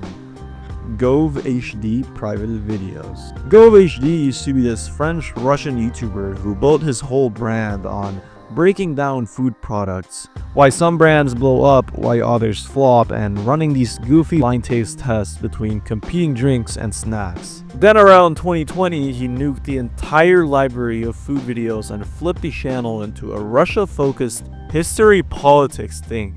Obviously, fans were pissed and confused, especially since he brushed off questions like it was no big deal. Later that year, he launched another channel, Gove 720p, which eventually got rebranded back to Gove HD, while the original became this. Slowly, a few food videos trickled back, but tons stayed missing, and some that were re-uploaded got reprivated for no clear reason.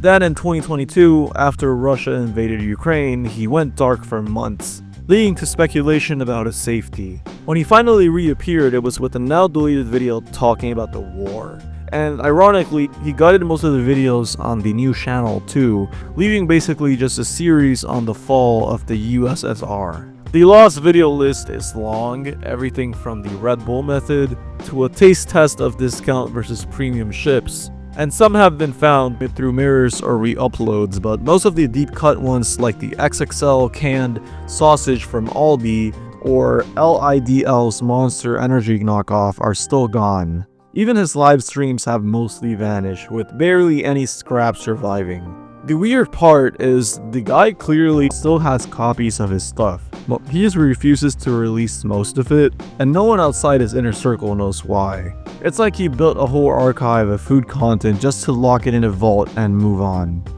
May 8th, Christmas 2009, aka YouTube hacked. So apparently, back in Christmas 2009, some dude named May AIDS might have gone and hacked YouTube.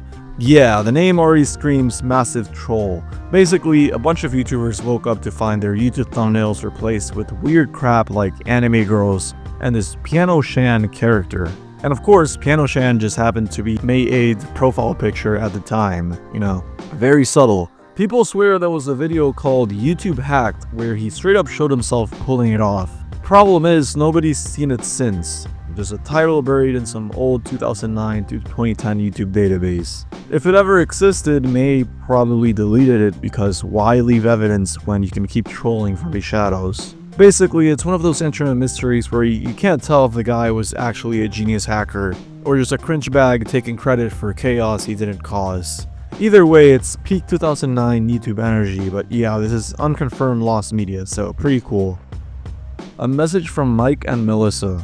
Okay, so this one's actually fully lost. A message from Mike and Melissa was a short animated PSA by Mike Chenoweth, part of his infamous Mike and Melissa series, which centers on Mike's fictional skunk girlfriend, Melissa Moffett. It was posted to YouTube in 2011 and even screened at a local university film festival that December, where it won a Joke Award for Best End of Semester Film. The episode's premise was simple. Mike is stressed out over finals, Melissa barges in full of energy, and after some back and forth, she points him to a carefree squirrel outside, telling him to relax, take time for himself, and be the squirrel. It ends with them and other characters up in a tree with motivational messages for stressed students. The video remained on Mike's channel until around late 2014 when he wiped all of his uploads and social media accounts, leaving only episode 1 public available through re-uploads. Fans recall that Mike produced several similar short PSAs between 2011 and 2014, covering topics like artist burnout, balancing school with work, and toxic friendships, though all of these are also lost too. Anthony Fantano, the needle drop prank. Back in the early 2010s, Anthony Fantano made these strange comedy videos under this persona. They were low effort, they looked like they were edited in Windows Movie Maker, but kind of funny in that awkward, random way. Like one where he pretended to be Creed's Scott Stapp for a collab with the Rock It Out blog. Fans say they were way more of these, even weirder and more chaotic, but he'd sometimes delete them soon after posting. For a while, Fantano claimed he didn't know what people were talking about, then later said his roommate had uploaded them.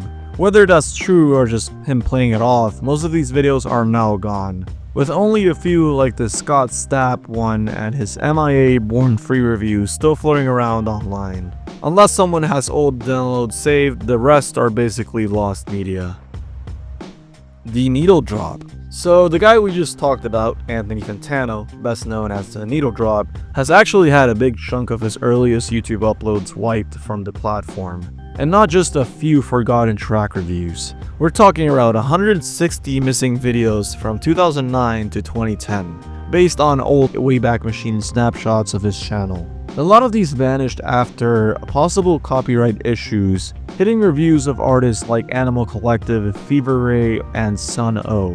The lost uploads cover both albums and track reviews, plus a few one-off commentary videos. Some were fan favorites at the time, including Top 15 Albums of 2009 and his original Merryweather Post-Pavilion review, but now only survive as archived thumbnails. Others, like the 1000 Sub Shave, have taken on almost mythical status among the longtime fans because they were up for such a short time before being pulled.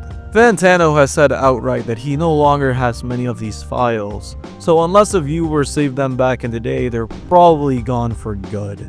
A handful of titles like his Monoliths and Dimensions review, or About the Needle Drop, have been recovered, but the majority remain missing, leaving early fans with only scattered screenshots and fuzzy memories of his more raw, less polished content. Paradox privated videos. So Paradox, formerly known as Cledeon, is a French YouTuber best remembered for his time on Pokemon Trash, part of the multi-creator Trash Collective. His exit from Trash in 2017 came with controversy. Rumors claimed the group pressured him into breaking up with his girlfriend, Talia, whom they considered a bad influence. After leaving, he and Talia launched the Paradox channel in 2018, covering everything from myths to anime to gaming and other pop culture stuff. Their early uploads had a light, sometimes clickbaity tone, mixing trivia, commentary, and humor. But when their relationship ended, Paradox scrubbed a large chunk of his catalog, over 40 videos, maybe many more, because Talia featured heavily in a lot of them. The erased uploads span from late December 2017 to the end of 2018, with topics ranging from the worst Christmas toys and the richest YouTubers to more gaming-focused pieces like glitches on Fortnite or Fortnite vs PUBG. Some of the missing material survives only through mirrored copies on solid.tube, where fans archived a handful of clips and descriptions. Others are reduced to just titles and dates from social media posts.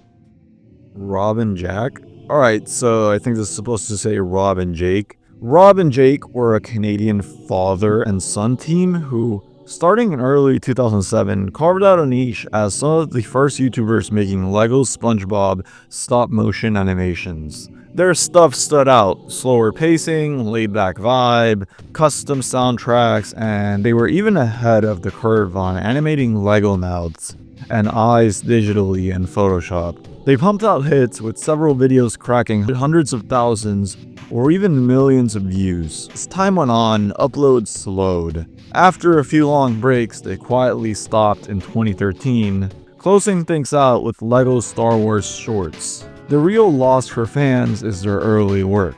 Between January 2007 and March 2009, about half of these classic uploads have either been deleted or set to private. Nobody's sure exactly why, maybe they just felt like some of the older stuff didn't hold up. But plenty of those missing videos were once big draws. A few of these missing videos have been recovered or mirrored, like Rocket Sponge and Get Well Bill, but others, like the mysterious very first upload, confirmed to exist only by a comment from Rob and Jake themselves, remain totally lost. Today, 72 of the original 89 uploads are still on the channel, mostly later work. The rest, especially those quirky, formative videos from the first 2 years, exist only in fragments, scattered re-uploads, and hazy memories from early YouTube. That is the plan. Alright, not gonna lie, like, the fact that there is this much Fantano lost media is insane. That is the plan with Anthony Fantano's chaotic side project. Basically like a wild cousin to the needle drop that didn't care about professionalism, cohesion, or YouTube monetization. The channel was where Fantano dumped satire, absurdist skits, meme reviews, half-serious rants, and his podcast episodes. It's where Cal Shashesta got some of his most ridiculous moments, where Fantano parodied himself and others, and where random experiments, covers, and low-effort jokes could live without messing with the main channel's brand. By October 3rd, 2017, the channel got pretty much cooked. YouTube's monetization changes and policy shifts, combined with content that could be deemed too edgy, niche, or just plain unmarketable, led Fantano to close the channel, because, you know, his older content was pretty edgy if you haven't been able to tell. He preserved some material as unlisted, but a huge chunk, especially older, weirder uploads from 2007 to the early 2010s, vanished. A lot of it has resurfaced thanks to fans, archive.org, and scattered YouTube re-uploads, meme review series, podcast episodes, storytime videos, and a bunch others are safe, but dozens of early uploads remain MIA. These range from music covers, oddball stuff like the infamous vegan shake tutorials, and giveaways to short comedy clips that probably had no more than a few hundred views before disappearing. Two paste bin lists once tracked almost every video, but the links are long dead. There's also a rumor that some unreleased or deleted, that is the planned content, might be sitting on USB drives that came with Fantano's limited edition drinking jar merch. Supposedly these sticks had rare or unseen material, but owners have either chosen to keep them private or never bothered to upload them, so no one knows for sure what's inside. Wasabi Productions lip sync. So back in the late 2000s, Wasabi Productions wasn't the skit-driven YouTube channel most people remember today. They were all about goofy lip sync videos, apparently. From 2006 to around 2011, Alex and Roy filmed themselves acting out popular songs, often with exaggerated expressions and over-the-top editing. These lip syncs racked up millions of views at the time, with some even going mildly viral before going viral was a thing. But in 2011, everything changed. Wasabi decided to join the YouTube Partner Program. With it came stricter copyright rules. That meant almost every lip sync they'd ever posted had to be deleted. In one swoop, years of content disappeared from their channel. A couple of their bigger hits stand out in fan memory. Party in My Tummy, a silly 3-minute lip sync that somehow pulled over 1 million views, and Best Friends, which blew up to almost 4 million. Both were completely deleted in 2011. Party in My Tummy eventually resurfaced thanks to fan re-uploads, but Best Friends was harder to track down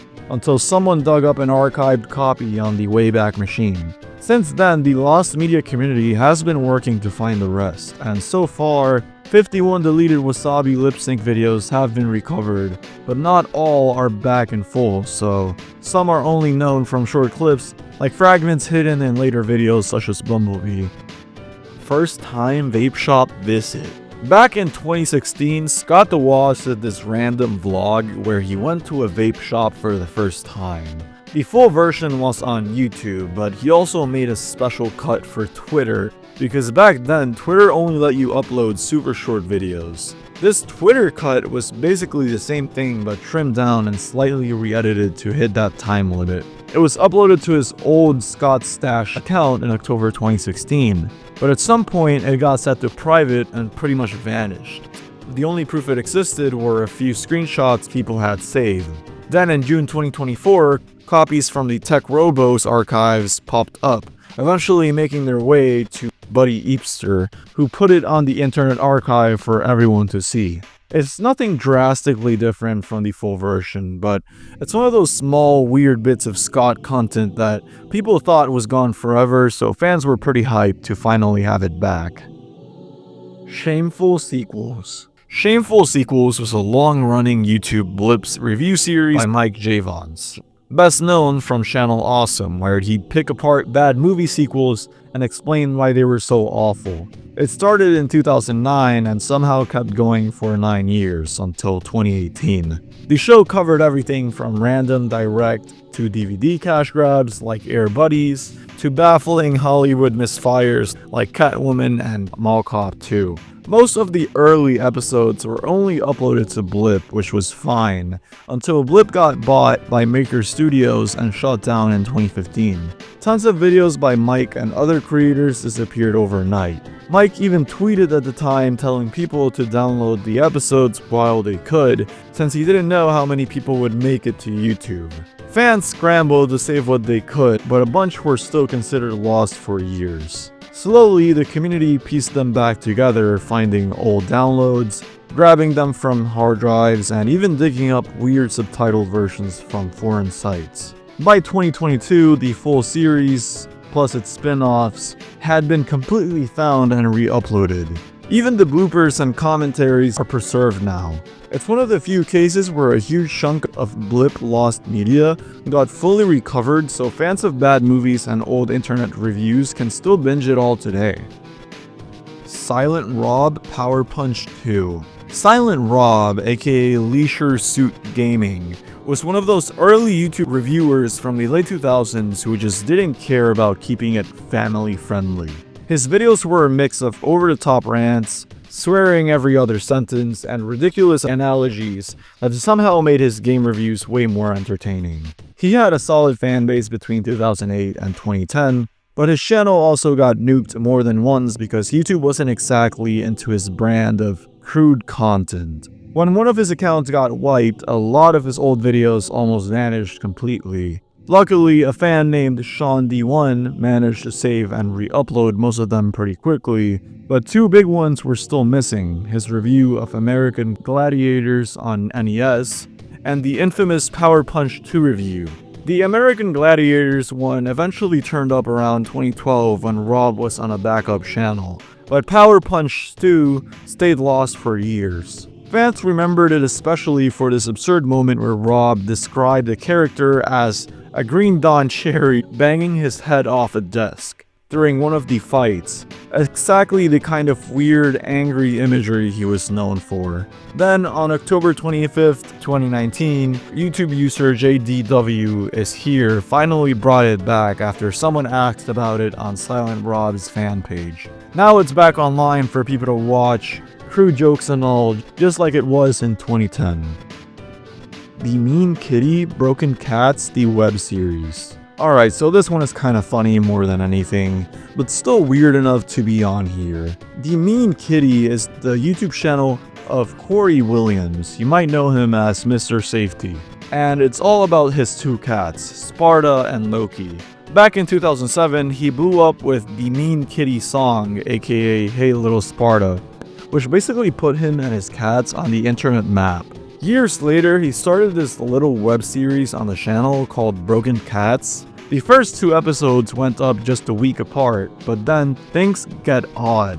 According to the playlist, there was supposed to be a third episode, and at the end of episode 2, there's even a quick preview of it, where Corey asks, "What sounds does a cat make?"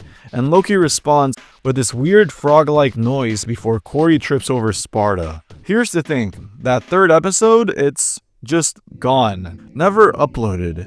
Instead, the next video in the playlist is a blooper reel from episode 2, titled Can't Stop Farting Bloopers from Broken Cats, which has nothing to do with the teased scene, so either the episode was never finished or it's just sitting private on the channel. Either way, the missing episode became this small piece of YouTube lost media.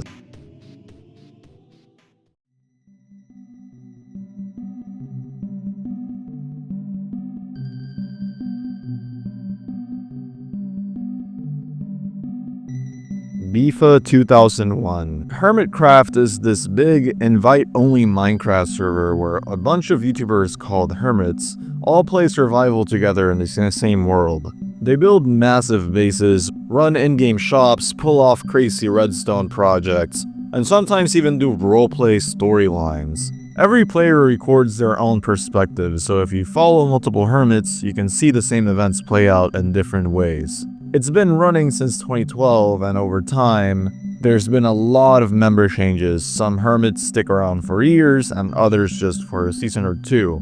And here's where Bifa 2001 comes in. Bifa 2001 was one of the earlier members, joining in the server's early seasons. But one day, fans noticed something weird. He was gone from Hermitcraft, and not only that, all his Hermitcraft videos had disappeared from his channel. Just gone. His other content stayed up, so it wasn't like he wiped his whole channel, but his time on Hermitcraft was basically erased. To this day, people still wonder why, since Hermitcraft keeps a pretty tight-knit and friendly image. The sudden vanish makes it even stranger. Buddha Charlie. So back in the early 2010s, YouTube had no shortage of weird and loud, chaotic creators, but Buddha Charlie took that to another level. Known by fans as the E-guy, thanks to the strange noises he'd randomly make, he'd crank out hundreds of videos ranging from prank calls, bizarre original songs, over-the-top rants, and the kind of odd humor you'd only find on YouTube before the algorithm got, cleaner. And the thing is, he could never sit still. Buddha Charlie would build up a massive library of videos, sometimes hundreds at a time, and then nuke them all overnight. He'd delete or private his channel, then pop up under a new name a week later, ready to start the cycle again. At his most active, he had over 1,500 videos on his first channel, and across all of his accounts it's estimated he made well over 3,500 videos. Today, only a fraction of them survive. His Mr. Buddha Charlie phase in 2012 is famous for him going after big Minecraft YouTubers like Yogscast, often roasting them in the same noisy, chaotic style he was known for.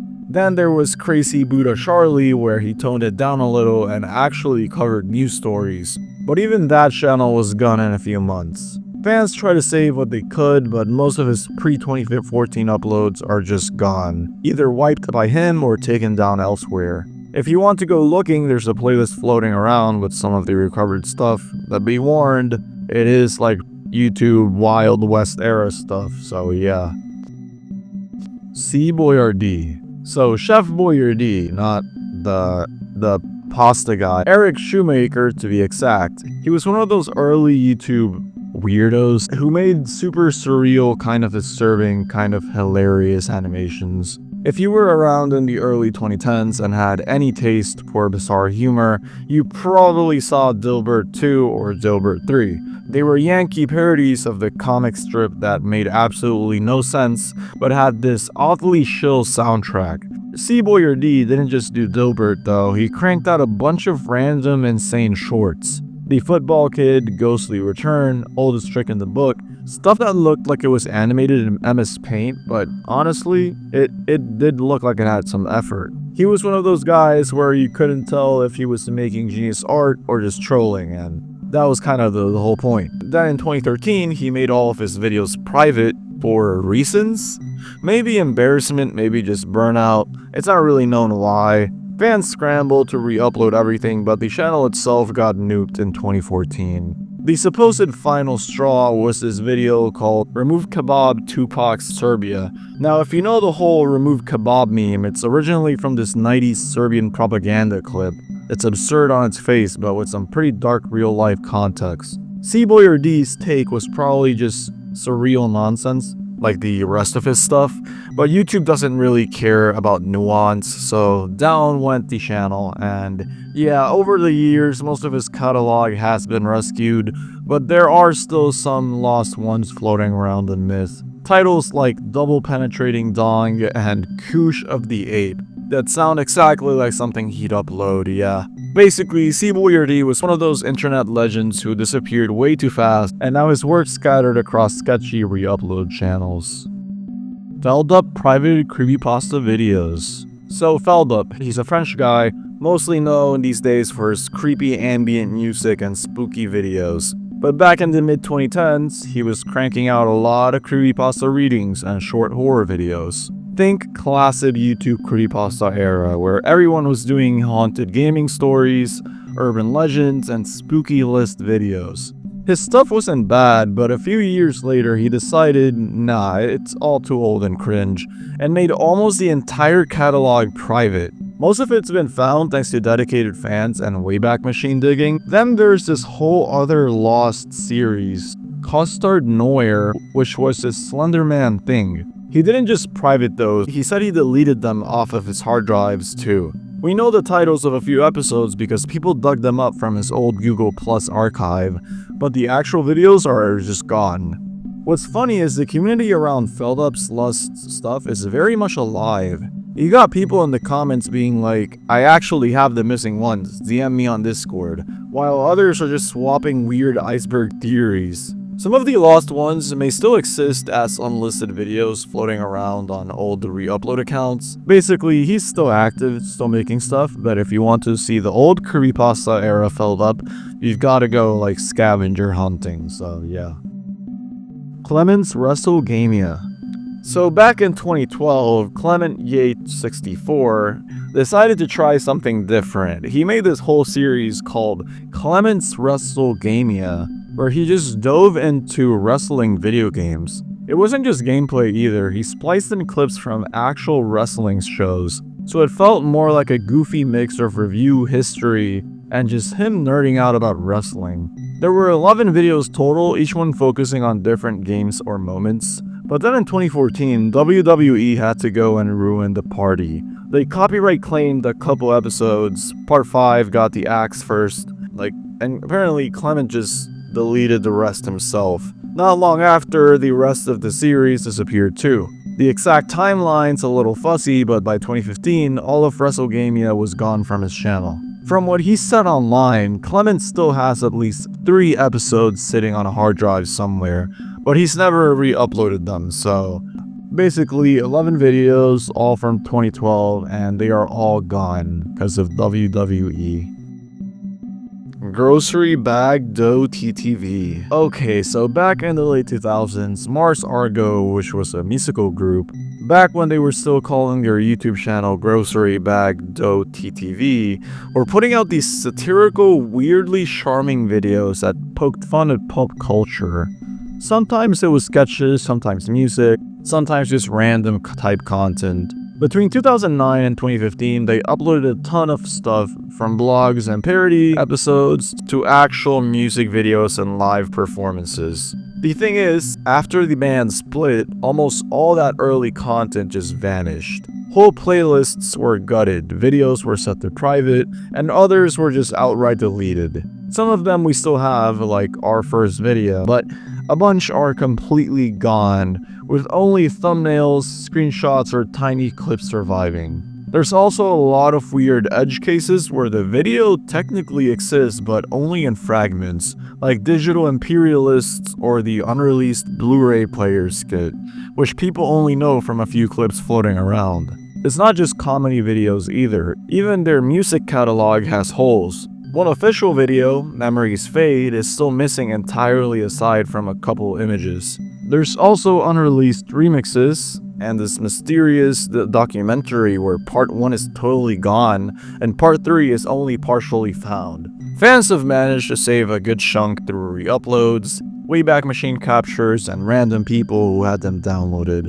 But as of now, there's still a laundry list of Mars Argo and Grocery Bag Dough TTV videos that are lost to time unless someone with a stash comes forward. Kasiuka64. So, Kasiuka64 was this Polish YouTube channel run by a guy named Ahus. Back then, he was more of a meme-making, absurd comedy type creator, but nowadays he's doing rap music.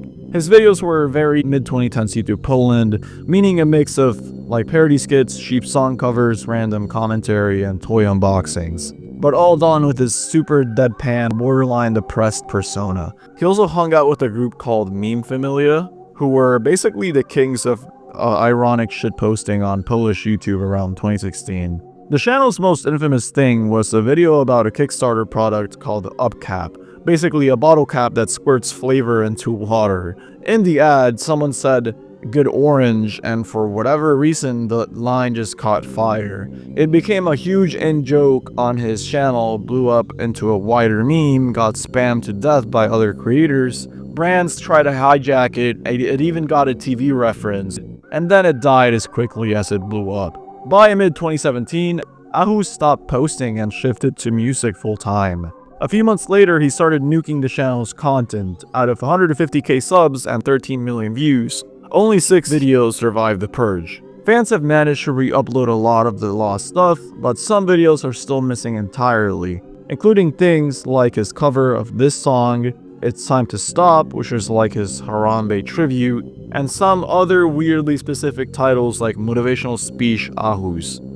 Mark 3611. So, Mark 3611 was this old school YouTube poop guy, the kind that would take Billy Mays commercials and completely butcher them into weird, chaotic edits. Back in his prime, dude had over 12k subs and 8 million views, and even other big name YouTube poop creators like CS188 liked his stuff. Then in 2010, he just stopped uploading. His last video was literally called Anthony Sullivan Tortures Lobsters, which already sounds like peak YouTube poop. 2 years later, his account gets hacked.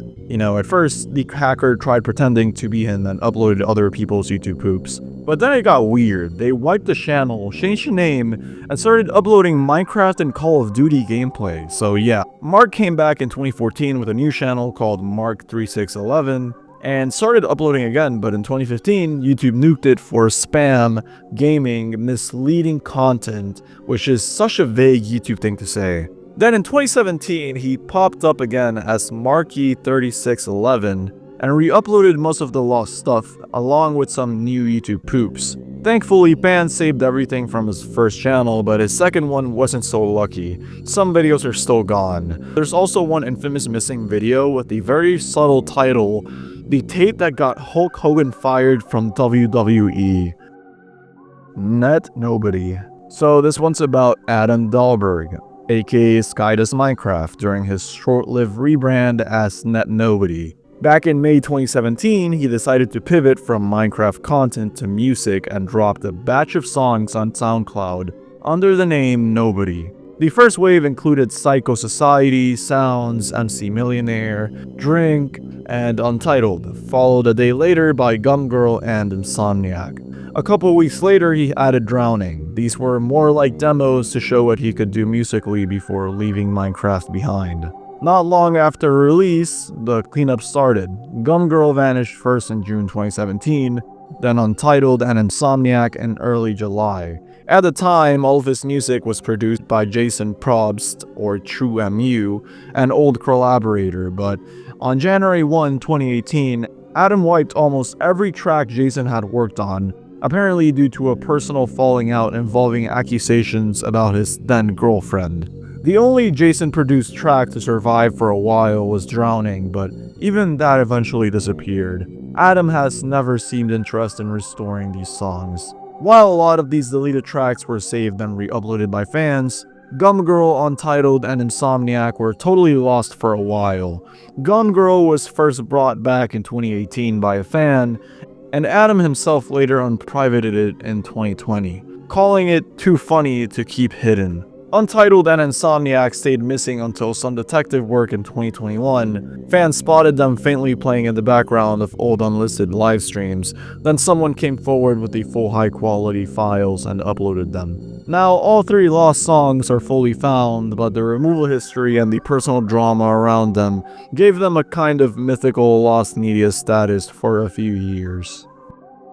Dr. Dre Hates Fans. Alright, so Dr. Dre Hates Fans is one of those weird internet videos that feels like it was made just to mess with people. It first popped up in YouTube in January 2011 from a channel called The Genius Machine. But it's a weird video to say the least. The first part shows Dr. Dre having the super awkward encounter with a fan, just kind of looking uncomfortable and not playing along. Then out of nowhere, it cuts to what looks like an old French movie footage of a family going to Disney World, complete with wholesome vacation shots. But then it gets creepy. A text appears saying the kids in the video, Lisa and Carol, died in a car crash after the trip, and that the sound of Lisa crying was recorded 2 weeks after her funeral. The audio supposedly plays, and then it ends with the Ghost Guardians title card, claiming it's an upcoming book by someone named Charles Arns. Nobody knows if the book was ever real. It's probably just part of the bizarre vibe the uploader was going for.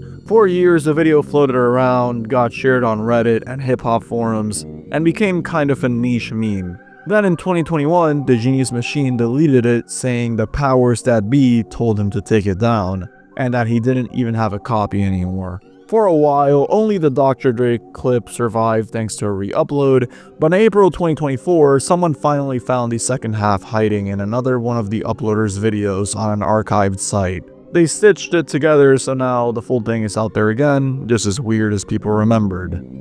Game Over Episodes 3 and 4. Game Over is basically this messed up Super Mario parody that mixes Mario characters with zombie apocalypse horror. The original idea came from Ashland without the SHD, but after it blew up, a bunch of other people continued it. The first video got re-uploaded by Cadbury King, then Ad Solution made a part 2, and later Mr. Glitch 2000 dropped parts 3 and 4. And those two are where things got really dark. Luigi gets mauled by a Left 4 Dead hunter and dies in Mario's arms, and by the end, Mario just straight up takes his own life while zombies swarm the castle. In September 2011, Mr. Glitch 2000 deleted parts 3 and 4, and for years they were basically lost. The only proof they existed were a couple clips people used in fan edits, like the alternate bad ending for episode 5.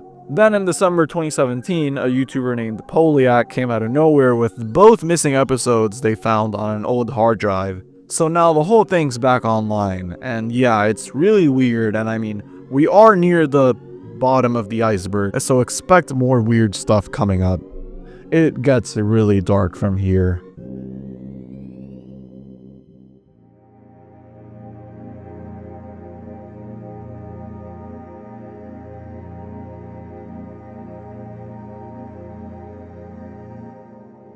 Okay, we have gotten some unsettling, disturbing entries on this iceberg, but from this point on, I warn you guys, some of these entries are really distressing and we're going to be getting into some heavier topics and, more controversial stuff. Alright, with that out of the way, let's just get into it. Entretenimiento Top. So Alex Benvid, aka Entretenimiento Top, was this Brazilian YouTube channel that blew up between 2017 and 2020 for creepy, edgy curiosity videos and creepypasta style stories. The dude's most famous upload was Episodio Perdido de Chaves, Tragedia na Vila, a fake lost episode story about El Chavo del Ocho, and that ended up pulling in over 1.2 million views, easily the peak of his channel. Then out of nowhere, around 2021, the channel just collapsed. He started slowing uploads, eventually went private with everything, and disappeared. Weirdly, in May 2022, some fans noticed his old videos would randomly flip public for a few hours before being locked again. One subscriber, Gustavo R, managed to snag 4 minutes of his Woody Woodpecker cancelled episode video during one of these glitches, which became one of the only surviving clips from that period. The hunt for his stuff kicked off on Lost Media Brazil when a Redditor named the Goten Horror, mentioned the vanished channel and shared one of the videos he had saved, the Chaves Tragedy in the Village video. That post lit the fuse, with more fans chiming in saying they remembered the vids being creepy, but also really sheep looking. Slowly, scraps started surfacing, like in June 2024, one user recovered his Simpsons predicted Kobe Bryant's death video off the Wayback Machine. Then another user named Leo Player casually dropped that he had 6 full videos saved and shared them, which was a big win for the search. But things got extra weird in December 2024. After 4 years of silence, the Entretenimiento Top channel suddenly reappeared with a 7-minute premiere. It was just a robotic voice repeating a cryptic message about the channel being attacked by uninformed people and saying he forgave them, while showing random clips from his old lost videos like a greatest hits reel. Fans were divided. Some thought it was him finally resurfacing, others think maybe someone else has control of the channel now. Either way, it didn't really clear anything up, and he hasn't posted again since. 9 of his videos are back online, but there are still 26 missing.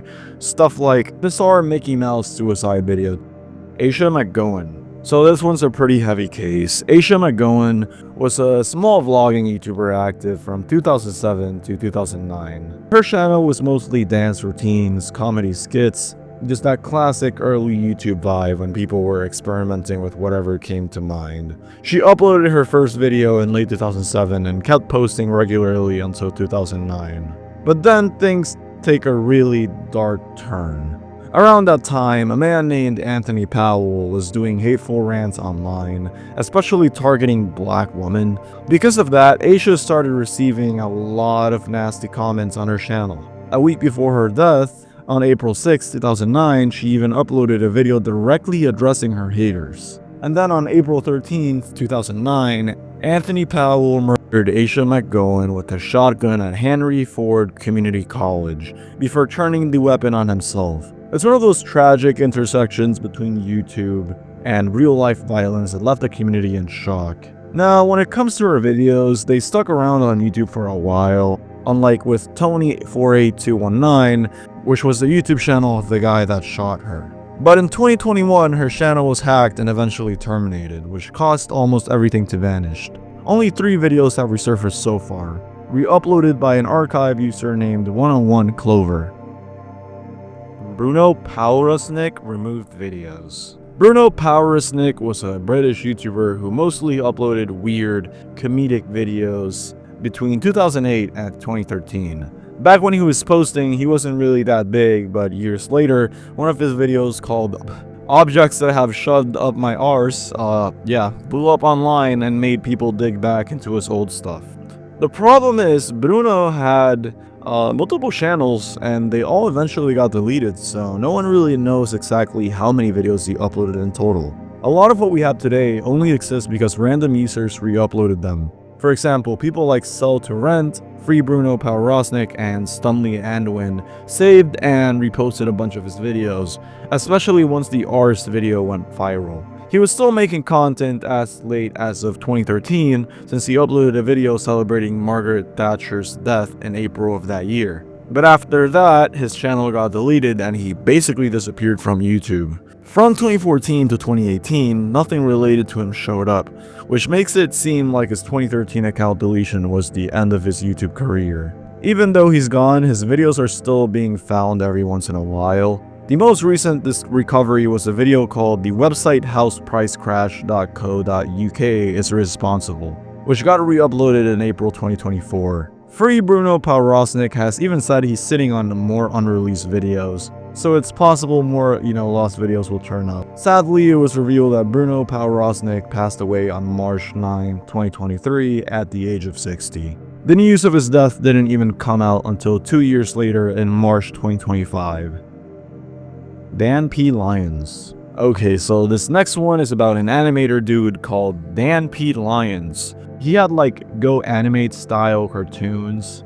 He was a teenager and he made them around 2013 to 2014. His big thing was a series called The Rod Fellows, but he didn't stop there. He made spin-offs like Tequila and Cider, YouTube Doki, and more weird stuff like The Life of a Master and Flavomite. He also pumped out random music tracks, logo intro animations, holiday specials, but the thing that really put a stamp on his name, for better or worse, was the Rod Fellows movie that dropped in 2020.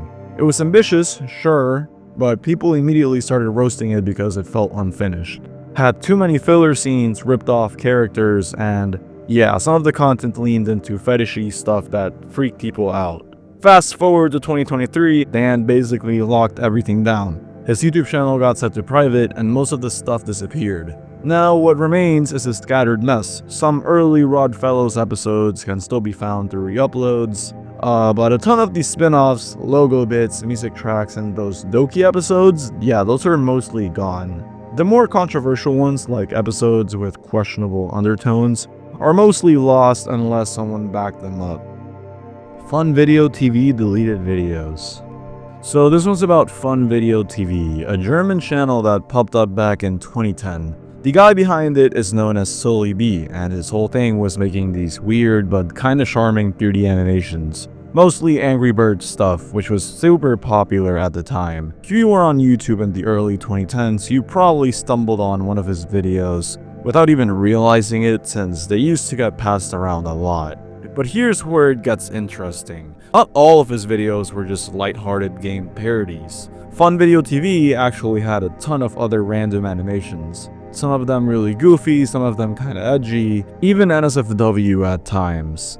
We're talking things like Obama breakdancing, Justin Bieber with Darth Vader and some cursed bathroom gag, and even a short called Peanuts Making Love, which is exactly what it sounds like. He also messed around with annoying orange parodies, and other 2010 era internet icons. The problem is, a lot of those older videos were deleted. Some people think it was because of copyright, others think maybe he just got embarrassed by them or didn't like the negative comments. Over time, more and more of his uploads disappeared, and only a handful survived thanks to re-uploads and the Wayback Machine. His original first channel, called Film Künstler, is basically gone too. Only one video from it has been confirmed found. There's been some recovery though. In 2024, people figured out a method to track down one of his old World Cup videos. And since then, a few more have resurfaced, but most of the missing ones, especially the weirder animations, are considered gone forever. And in 2022, he kinda just gave up on Fun Video TV and moved to another channel, Digital Video Art, leaving a ton of mystery behind. So yeah, Fun Video TV is one of those cases where a super nostalgic part of YouTube history is slowly being pieced back together, but a lot of it's just straight up lost, yeah. Make Britain Great Again. So this one's about Make Britain Great Again, also known later as the Red Pill Factory. It wasn't a YouTube channel in the usual sense, but more of a political campaign group and media outlet. Started in 2015 by Luke Nash Jones when he was still a student. The group leaned heavily nationalist, borrowing the Make Britain Great Again branding from, obviously, Trump, you know. They published articles, made YouTube videos, and even held rallies around causes like Brexit, immigration, and crime in the UK. The group actually grew pretty big for a while, with tens of thousands of followers and a YouTube channel that hit almost 50k subs at its peak. But the whole thing started to collapse in 2018. They kept running into drama, both from outside groups and from within. For example, they almost aligned themselves with an event connected to far-right extremists, then pulled out, which ended with them getting death threats. Later that same month, one of their rallies spun into chaos when attendees stormed a left-wing bookstore in London, and that basically destroyed their reputation. From there, Make Britain Great Again spiraled. Internal fights, especially between Nash Jones and his co-leader Martin Costello, split the group apart, and by mid-2019, the website and YouTube channel were dead, and a lot of the media they made either got deleted or set to private. Some stuff has been recovered through archives, but a huge chunk of their articles and videos are still lost. The controversy with Make Britain Great Again mostly comes down to how close they got to far-right politics, the aggressive nationalistic branding, and the messy way their events played out. On top of that, the infighting made everything look even more unstable, so yeah, today the group's remembered as this short-lived, chaotic project that burned out quickly, with most of its content wiped from the internet. This was one of the earlier viral comedy web series on YouTube. It followed Officer Ponce, a police officer with a learning disability, played by Josh, the Ponce Man Perry, who actually has Down syndrome. This show was created in 2007 by Greg Benson of Mediocre Films, along with Josh and his brother Scott Perry. Episodes usually revolved around puns, pulling people over, and things spiraling into absurd comedy. The series blew up partly because it featured a lot of big YouTubers from that era, like Dave Days, Philip DeFranco, and The Storm Power, and even bigger names like Felicia Day and Will Wheaton. It ran until 2009 before drama hit. The Perry brothers had a falling out with Benson over money. They briefly split, then new episodes came back in 2011, and the show ended completely in 2012.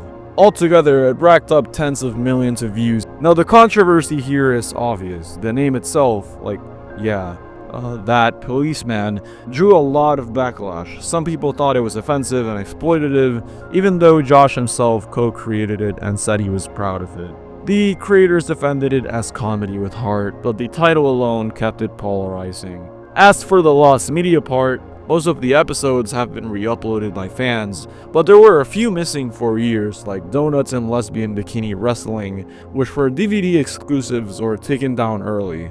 Those eventually resurfaced in 2023 thanks to archive digging, but there's still an alternate cut of one of the earliest episodes that hasn't been found yet. On top of that, Mediocre Films behind-the-scenes videos are still missing, since those were posted to a secondary channel that's long gone. So in the end, R-Worded Policeman is remembered as one of those classic early YouTube comedy series that hasn't aged well, both because of its name and its content, but it still has a place in YouTube history, obviously. And like a lot of older internet series, some of its episodes and extras were thought lost before resurfacing years later. R-Worded Ray. R-Worded Ray was one of George Miller's, aka Filthy Frank and Joji, very first YouTube series from the late 2000s, back when he was still running the Disasta Music channel. It started his friend Ray Brown in purposely offensive skits, with Joji and other friends popping in too. The humor was crude, edgy, and definitely not the kind of thing Joji would want tied to his music career later on. The series didn't really blow up at the time, so when Miller moved on to Filthy Frank and eventually Pink Eye, he ended up privatizing the R-Worded Ray videos, probably to protect his friend's privacy because the content wouldn't really fly anymore. In total, there were 6 videos, and these are the titles. Only a putting story was saved and re-uploaded by fans. The rest are gone, sitting on private mode in a playlist on the old channel. The controversy comes from the series name, obviously, and also style of humor, because people debate whether it should be preserved as part of internet history or left buried because of how offensive it is today. It's one of those lost pieces of early YouTube that shows just how much Joji's career and image have changed.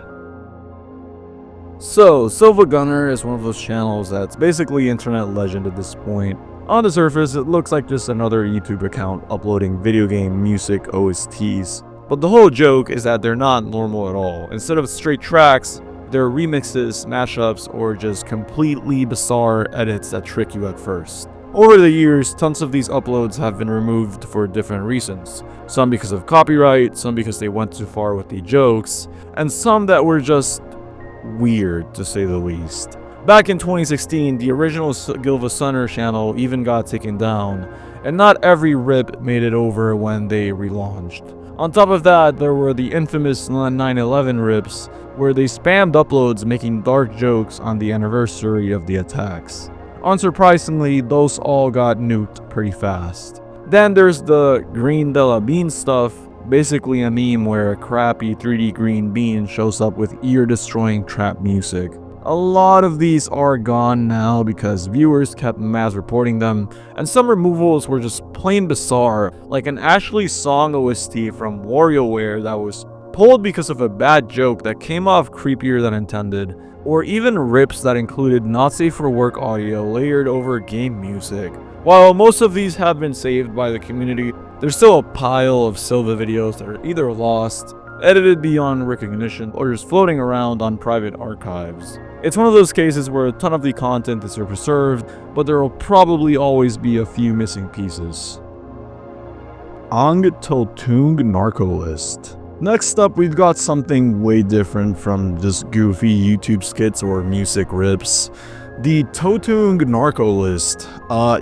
So back in 2019, a series of videos started popping up online from a hooded figure calling himself Decoy. The clips accused Paolo, the son of then Philippine President Rodrigo, of being tied to a massive drug syndicate. The videos even dragged in other names like Bongo and used like supposed official documents to back up the claims. It was pretty heavy stuff, especially because these weren't just jokes or memes. They were like pretty much real accusations tied to politics and crime. The government quickly dismissed the videos as black propaganda, and President Duterte himself blamed the opposition. But then the twist came. The guy behind Decoy, Peter Joemel Advincula, I think that's how you say it, came out and admitted the whole thing was staged. He claimed the opposition fed him scripts and even promised him money for taking part. Eventually, he was even found guilty of perjury years later. The videos themselves were wiped from YouTube pretty fast, but not before people downloaded and archived all 5 episodes. So technically they're not lost, but because of the controversy around them, they've taken on this weird status in internet lore. It's one of those rare cases where lost media overlaps with political scandals. And yeah, this situation did get pretty messy.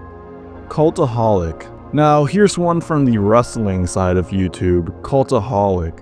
If you've been around the wrestling community online, you'll definitely know these guys. The channel was formed in 2017 by some of the big names who left What Culture Wrestling, like Adam Pacitti, Ross, Jack the Jobber, Sam Driver, Adam Lampede, and yeah, these guys. They hyped up their new project with a launch video where they literally threw all their old What Culture props into a bonfire, but right when things were about to take off, it all blew up. Turns out, just days before the official launch, it came out that Adam had been soliciting sexual photos from female fans. Some even said he pressured them. He actually admitted that he did it. He apologized and said he'd get help too, and then stepped away from YouTube. Cultaholic quickly cut ties with him and delayed their launch. It was a really messy start for what was supposed to be a clean new chapter.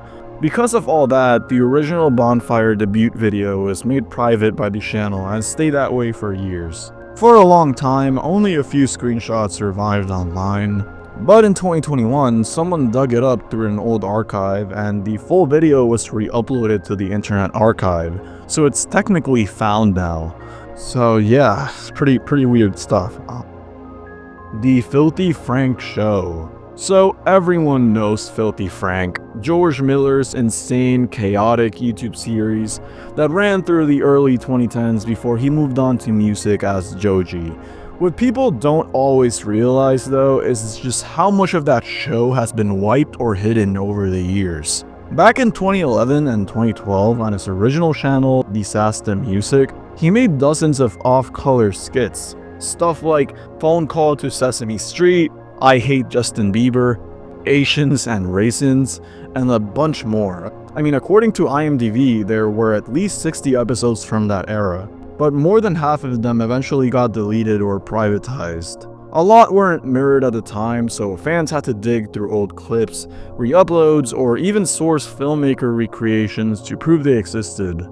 Then there's this short-lived vlog channel, Joji Vlogs, where George tried to step away from the Filthy Frank character and just post normal videos. Fans wouldn't let him though. The comments were spammed with the same Frank memes, so he deleted everything. Honestly, this is pretty funny.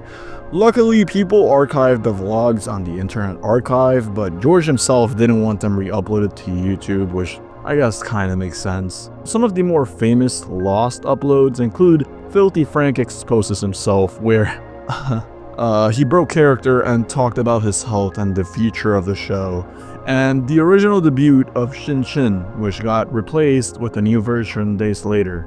YouTube itself also nuked a few of his uploads, like the High School Survival Guide video. Over time, more and more of these videos disappeared as George moved away from the character. By the time he officially retired Filthy Frank in 2017, dozens of uploads were gone. That's when fans got serious about archiving, so yeah, in 2020 a YouTuber named Just Jargon put together what he called the complete works of Filthy Frank on archive.org. Basically a giant folder with everything he could find from all of Frank's channels, including deleted stuff, re-uploads, Wayback Machine captures, and old fan archives. So, while a lot of those early skits are technically found now thanks to dedicated fans, it's pretty funny how like Filthy Frank really tried to bury all this history, you know, all this old videos. Alec Joshua Ibai. So here's another weird entry. If you're into aviation YouTube, you've maybe heard of him. Alec Joshua Ibai, he's that Filipino creator best known for his air disasters videos. But what's interesting is how much of his older stuff has just vanished. Back in 2009 to around 2012, he went by the Tomcatter and was mostly making F-14 Tomcat tributes. That whole era basically disappeared after his channel got terminated for a while, and even when it came back, those videos weren't really around anymore. Then there were his 9/11 tribute videos. Apparently there used to be multiple, but now only one remains on his channel. The rest were deleted in 2019, and finally, the biggest set of lost videos are his old air disaster recreations in Microsoft Flight Simulator 2004. clips. These were a big deal for his audience, but they used a lot of footage from Cineflix's show Mayday, so most likely copyright strikes are what took them down. Not all hope is lost though. In 2020, a user named Alex Field uploaded a bunch of the missing air disaster videos to archive.org, so some of them have been preserved. Still, there are gaps, especially from his Tomcatter days and some of the 9/11 tributes. So it's this weird case where parts of his channel history survive, but whole chunks are just gone, making it like actual lost YouTube media. Troydan. So, okay, what I think this entry is referring to, it being this far down in the iceberg, it's probably the Troydan Kobe stream. So, Troydan is a Canadian YouTuber who's mostly known for his NBA 2K videos. On the day Kobe and his daughter passed away in the 2020 helicopter crash, Troydan went live on his phone while on vacation, reacting to the news in real time. The stream lasted over 2.5 hours, and you can really tell he was devastated. Thousands watched it live, but afterward he quickly privated it, which made the whole thing kind of lost media for a while. For years, only 2 short clips from that day existed, and the full stream was thought to be gone. Then in 2022, a lost media wiki user found out it was suddenly public again on his channel, almost like it was accidentally unprivated. So now it's technically found, but its disappearance for years and the raw nature of it makes it one of the more infamous pieces of lost media and just Troydan content history. Alright, final layer.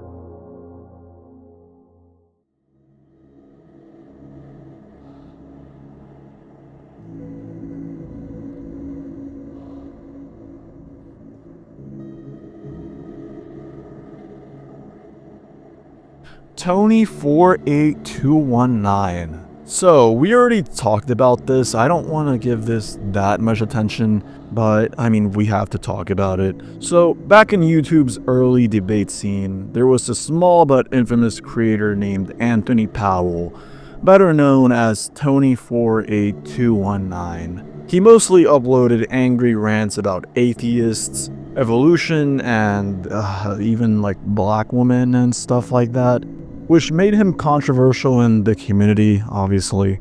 Over the time, his content became more unhinged, and he openly talked about being depressed, and even mentioned owning a shotgun. And in 2009, well, things turned very tragic. Tony went to his college in Michigan, where he ambushed and killed a classmate and fellow YouTuber, which we already talked about, Aisha McGowan, before taking his own life. The event shocked the early YouTube community, especially since his videos had shown clear signs of his declining mental state.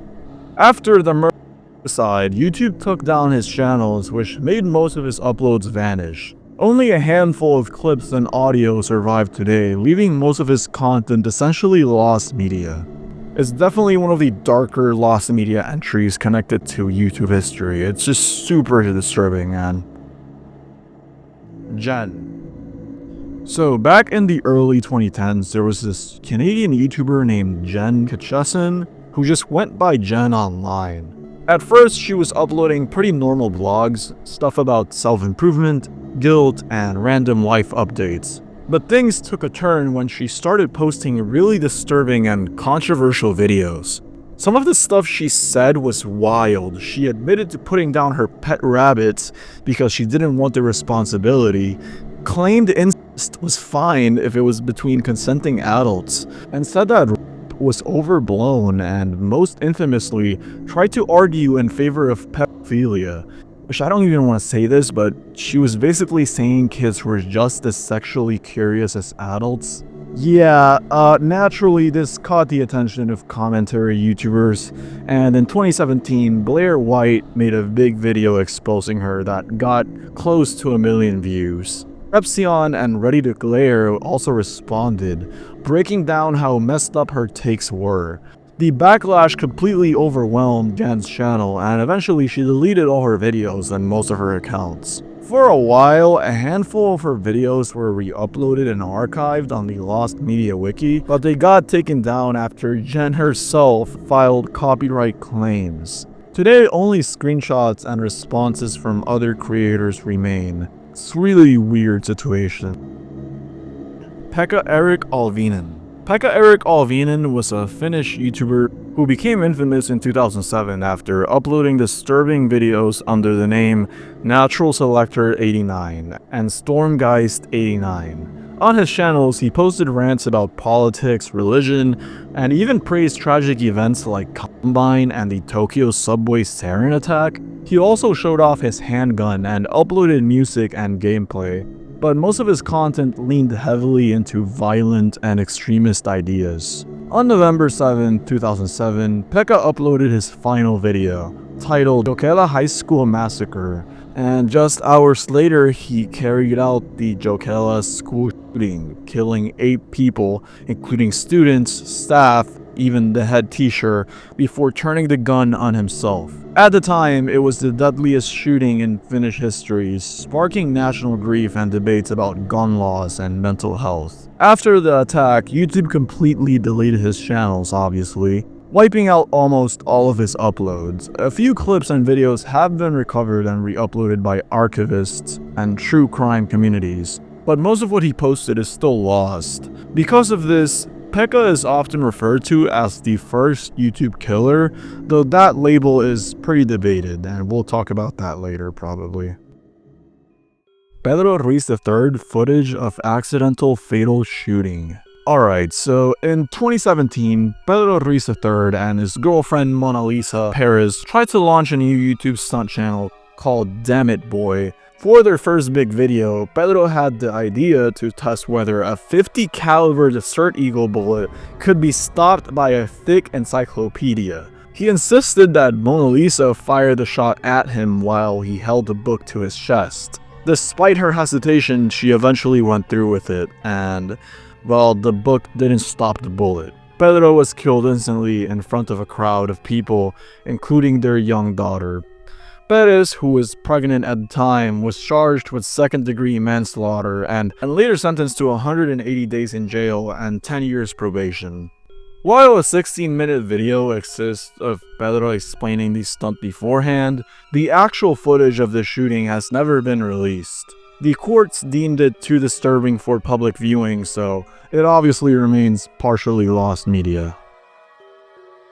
Pima Community College School Genocide/Scam. So this is the final entry, and yeah, it's a pretty weird one. In January 2011, Jared Lee Logner carried out a mass shooting in Tucson, Arizona during a public event held by Congresswoman. 6 people were killed, 14 were injured, and Giffords herself barely survived a gunshot wound to the head. What makes this case stand out, and why it's like in the iceberg, is Lofner's online footprint before the attack. He had several YouTube accounts where he uploaded strange, paranoid videos about the government, religion, and what he saw as mind control. His earliest known video, under the channel To Ploy in 2010, showed him walking through his college ranting about how the school was unconstitutional and illegal. That upload got him suspended and was quickly removed, and it only resurfaced later when investigators dug it up, making it one of the creepier cases of lost media tied to a real tragedy. So yeah, while some of his early material disappeared, a lot of his later uploads are still on YouTube today. They are pretty unsettling to watch because they give a raw look at how unstable his mindset was leading up to the shooting. It's not something you usually see still preserved online after an event like this.